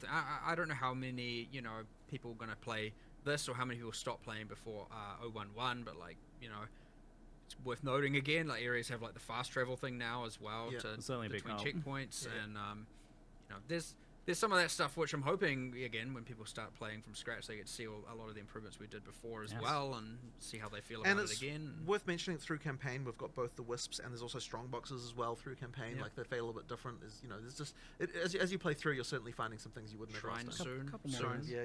Yeah, the Wisp being a new interpretation of Tormented Spirits is very cool. I like what I'm hearing about them. Yeah, it might be a bit weird. The ones in endgame, it works a little bit better narratively, but using that asset throughout the campaign, it would feel real random. So it's just a matter of, as soon as the art's done, we'll be chucking those in as well. Oh, great! So that could be after release. It'll certainly be shortly after. But also, like, every time we do like, that we're expecting people to play through again, like, we'll probably tweak like which content spawns in different areas, and we'll just like fiddle around a bit so that then you play it just feels a bit fresh, and you know, things going on there. Yeah, you kind of got me there. I feel like each of the zones I'm trying to think of that like feel like they're way too big is like they're also just coincidentally empty. Yes. So I guess that is maybe perhaps more an issue. It's the exact same problem happens in maps, by the way. Yeah. I mean, we talked about that. Like exact the boring same. empty map. Yeah. When people say the map's too big, yeah, just not. I think I it's- think I phrased it to Jonathan yesterday when we were talking about it as every screen looks the same as every other screen. It wouldn't matter this where is I'm the- standing in the map. It would look. I think the map you were talking about was Step. Yeah, like that we were was- looking at Step yes. and being like, okay, well, what's actually like? It's a big square. Yeah, and there's nothing going on in it. And even if there was stuff going on, I mean, like it's funny because like it took us a little while to even come to an understanding of like. My what favorite there, because I'm of sort the saying, maps like, is okay, actually the one with the black sand. Like, it's like, you know, do you find the cold plains in D2 as to be a boring? That has, I think, Balbala as the boss. But the answer is, well, Like there's that, because buildings that would just sometimes, look and you so get, like, cool, it's just like- and you just- the there's just sort of environment more is going on in cool, that way, so, like, we and need to make sure that the maps feel that way too. it's Yeah. it's pretty There's been a straightforward few to explore, pervasive and crashes and issues like that. Oh so god, how's yes, that yes. going? Well, I'll tell you what, the entire engine team have basically been entirely focused on that. the area with the It's red been sand horrible is also a because, favorite of so, I mine. mean, it's kind of a long story, and I don't know if I should go into all of it, but ultimately, the issue is that on NVIDIA cards, the remaining issue at least, is that on NVIDIA cards, if you're using a driver that's bigger than, I think, 560 point something, like basically after that point, the game crashes, and if you install an older driver than that, it doesn't.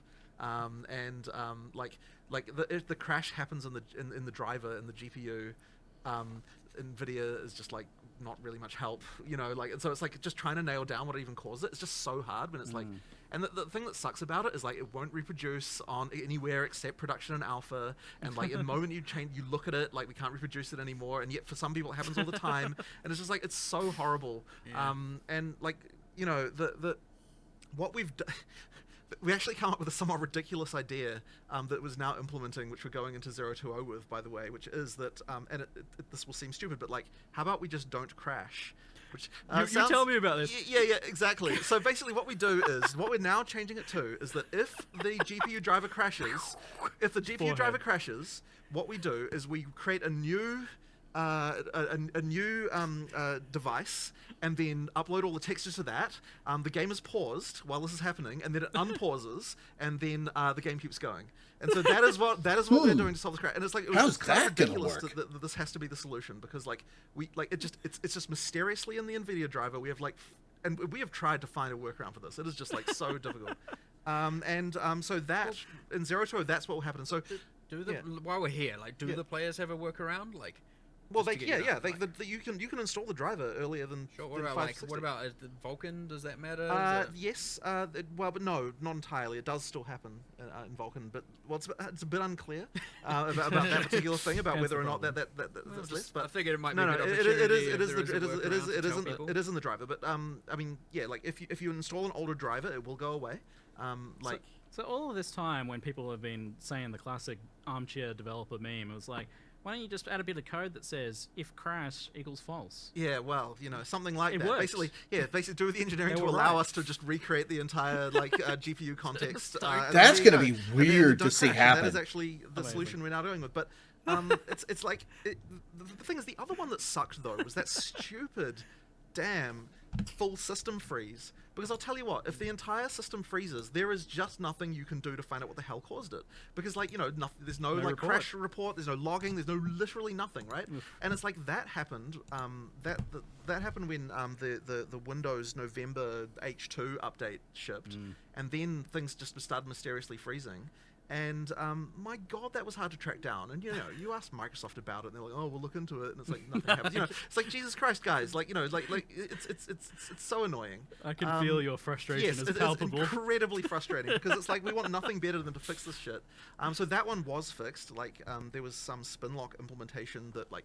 I don't have any understanding of why it causes this to happen, but we tweaked it a bit, and now it doesn't happen anymore. And it's like there's no rational reason why this should cause the that's operating system frustrating. to freeze. And it's like there's not even a good answer at the end. There's not even like, oh, here's what was wrong. It's just like this random particular sequence of operations being done causes your entire system to freeze for no reason after this Windows update. And it's like, well, cool, you know, like what do you do about that? Like it's just terrible. And so yeah, that one sucked. But basically now, I mean, it's funny because we've fixed so many crashes that weren't the crash. So like general stability, other crash apart is from that fixed. crash, is incredibly like good now. 99% Yeah, down, like- maybe probably And it's like, 99.99%. and it's like, the thing is, we'll fix a crash, and we'll be like, Have oh, they maybe fixed a this is crash that crash, happens and when then it you're on fixes, like, Steam and you 2% try to of tell it crashes. to Well, that wasn't hide the your crash. hide So your it's good to email fix, right? address Like, at login and it crashes the game? It's so annoying. That's the weirdest crash But I've as I ever said, we have a experienced. workaround now I think what that happened will was basically it recreate the graphics device. they Like, overlooked the you fact get a that it pause for wouldn't 3 have seconds, that and then, screen on like a Steam, rough lead and to so the when sound you of try it, to and tell then it to will not turn, and the game look will for pause it. to Yeah, not obviously show make it clear we don't your want it to email relate, address obviously, Yes, but- yes. Obviously, at we're still trying to fix login, it, which but is at a least streamer it means you're mode not crashing, protection. and you're still not It freezing people, looks that's for good. the And the then, we found field another that one recently, which has is, your okay, so email this is address, not- which is not there on the So Steam anyways, there's version, the whole, like, Intel, and it can't find it, so it CPU freaks out and issue, crashes. like, I'm on pretty sure that's how that fifth worked. generation Intel CPUs, where like there's some freaking voltage regulation problem that causes CPUs to break in a certain way, and if that happens, then like the thing that will break is that like the decompressor will like it'll decompress something and like one bit of it will be wrong, like literally one bit in there, and then it fails like a hash check, and then that just causes the game to crash. And so the fix, like, you know, it's like things like that will happen as well. Like you've got stuff like that, and it's like, well, once again, it's like it is our problem. We have to fix it because it's affecting real users. But like the solution to stuff like that, it's just so annoying to find. And you know, so yeah. Anyway, It sounds like Yeah. you've improved a lot of the unrelated crashes, Yeah, and yeah. you've come up with a good workaround at least. Yeah, now at for least that hopefully, One. but yeah, So that anyway. sounds like a massive improvement. But I Yeah. also just think your obvious frustration is very validating for people who have been frustrated with this. Exactly, but the thing that's the most annoying about it is that like all these the engine team who are spending time fixing this, they're not able to spend time working on performance issues, which you know is something else that we need to be obviously improving over time. You know, there's been a few performance improvements, but like not nearly the number we would have had if we had all 7 of those people tied up with like this, like working on performance improvements. Yeah, So fair you know enough. that's been the most frustrating thing about it. Crashes first. Makes Yeah, sense. 100%. But it's like when they're kind of We have been chipping away at some decent ones though. Yeah, no, we have, yeah, we those got have been some improvements. Yeah, yeah. pretty yeah. good performance problems resolved. Yeah, I Like, mean there was they that were, you ice know, one that was really bad. Yeah. And, you know, there was things like that. So like the worst offenders Nice. we're certainly fixing, but and like I have no doubt by the time we get you know like each time we do a new release, it'll be even better. Yep. But you know, and yeah, by the time we get a full That release, is an it'll be, interesting like, workaround for and, the crash problem. Speaking of, I know it's like tangential sort of as well. It's going to be wild to see in action. We had a lot of woes around the release, but we've done a whole lot of back-end engineering work to make it. Yes, you know, the launch yes. is- So yeah, the launch should go smoother as far as like you know all it of was the pretty technical good. stuff. It was. Wow, it still But- was 5 hours of Yeah, not yeah. good. Yeah, but Yeah, like yeah. 5 hours compared No, to no, no, no. like, This time, days. this time. I mean, is the look, industry standard. I'm tempting fate here, but like we've made significant improvements to the ability for the realm to handle stuff. Here's So it's hoping. Like 5 minutes this time. Well, I mean, I wonder what they're going to Never know peak what's at gonna go wrong, with but Sometimes you get caught out by with something random. yeah, players yeah, yeah. returning. It should be much better this time. Yeah. with the addition of a new character. Enough players to stress your theory. 'Cause Yeah, that's true. always a good thing to aim for.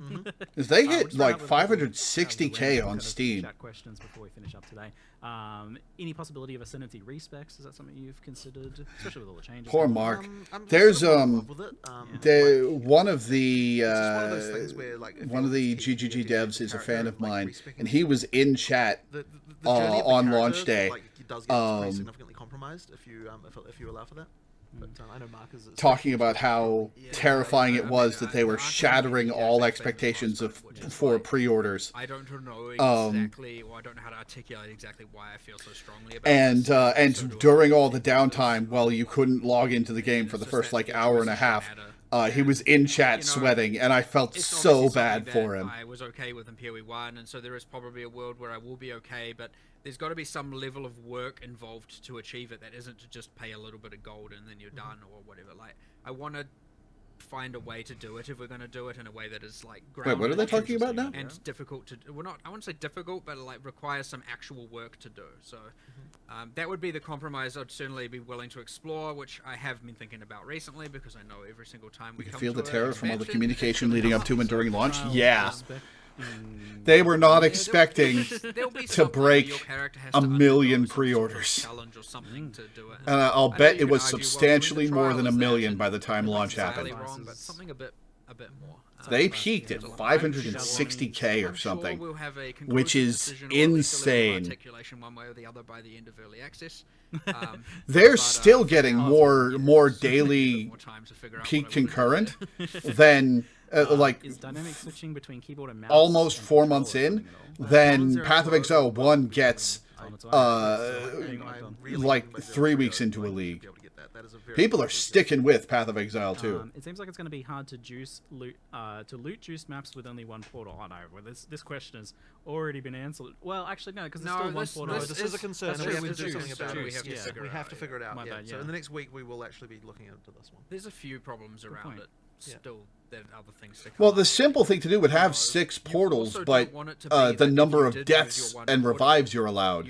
because it's your portal that's used, not everyone's portal that's used. Because when it says That's actually a good portal, point. Yeah, it's a good that's point. one We didn't portal I think we for mentioned up that. to 6 players. Yeah. Yeah. And so when it's 6 portals, it's 6 portals for up to 6 players, which means technically it's 36 entries and exits out of the map, right? Oh, that's And, interesting. Like, That encourages changes party things play. in a way where it's like when it's down to 1, it's like you don't want it to be that, oh, I failed the map.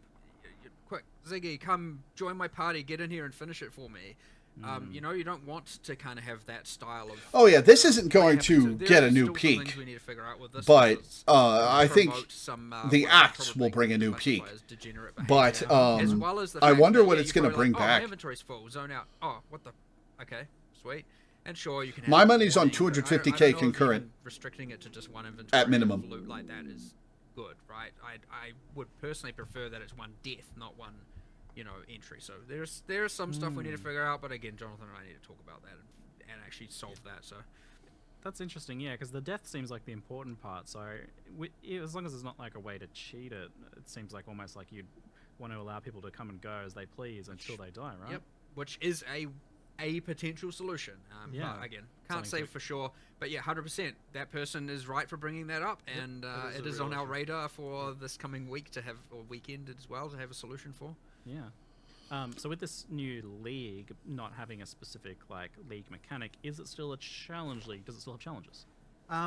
It's actually No, I there's didn't think there's so. no achievements or challenges Yeah, yet. yeah, yeah. I'm pretty sure we weren't going to do that for a little bit yet. There's Yeah. not really. Maybe later in early access, but for now, not really. Yeah. That's we're a just shame. Trying to keep it more about Make the the game game. and the mechanics, and less about Make the game first. the achievements. And the achievements will certainly, our achievement system and stuff like that will certainly be there with the full release, and we'll reintegrate all of that at the time. Is there any plans for stash tab expansions, like for example rune storage? Oh, 100%. Especially with a lot more Um, runes? right now, I'm actually trying to at least add the affinity without adding a custom tab. Ah, Those good. two things appeared from an implementation standpoint, so Yeah. I want to try and divorce them so we can have affinities without We it. Oh, yeah. wanted to get those in this patch, but unfortunately they just Yeah. didn't quite make it. Yeah, so yeah, I mean, it's actually quite likely to come in sometime, It's- like in a point release after. Yeah. Wow, that's the As second soon as the patch is out, person in stable, chat and who's a couple of who's things, given me it's gonna that be like, "Alright, your we need chat's to so get quiet I all can those, hear your UX viewers quality snoring things that we blatantly missed out on." type message Yeah. with I think, for example, dogehype.com. like being able to add bookmarks to your atlas. Ban and you? write That's that an down. annoying That is new, something we designed some copy stuff pasta. for it, we just haven't got it yet. ad I'd say bot. It's like 80% implemented right now. Yeah. So So we- it'll be soon as we can. We'll get that in there. All right, that is excellent. And on that note, we'll wrap things up today. Thank you so much, Jonathan. Thank you so much, Mark. Thank you very much for coming. And thank everyone Love for it. watching. Thanks for having me here. Great time. Thank you very much, everyone. And Now that was just insulting. See you. Okay, well that's the Q&A. I'm hype. I'm excited. I would be more excited if we were getting acts, obviously. I'd be more excited for Druid because I want to try the werewolf transformation. But what we're getting is substantial. The reworks are substantial. The added content is relatively substantial. And I'm excited to see what we get. I'm excited to try the new stuff. I'm excited. I am excited. Yeah. I'm looking forward to it. I will probably not be streaming the game on 0.2 launch. I will probably just play for myself because I would not have time to get to the end game where a lot of the changes would be made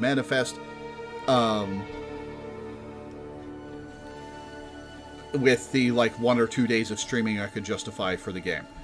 But 100 new support gems. That's wild. That's wild that they had that many ready.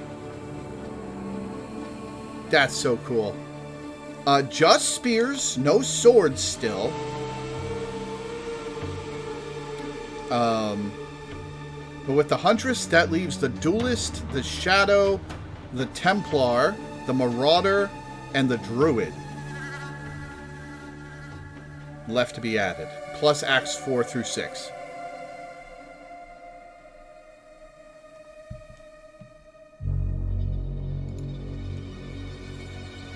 Yeah. I am excited.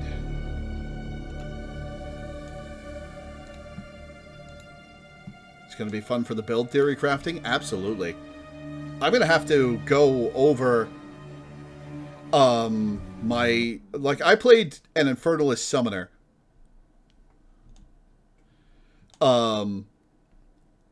For the entirety of my first playthrough and into endgame.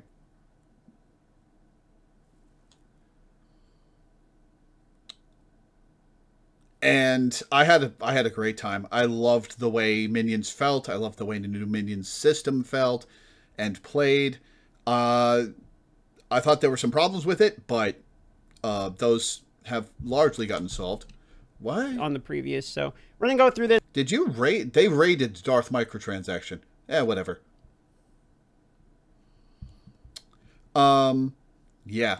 I will probably try Huntress for the... Okay, remind me. The thing where you revive a rare and keep it as a minion, was that a Huntress Ascendancy skill, or was that a skill gem? Because I think that was a Huntress Ascendancy skill. And if it is, I'm going to be playing Huntress on my 0.2 character. Because I want to try that.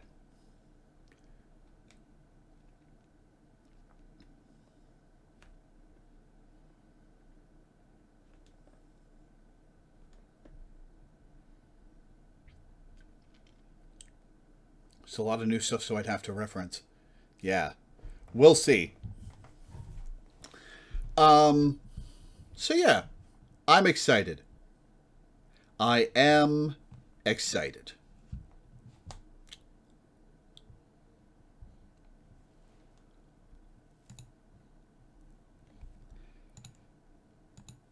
I am excited.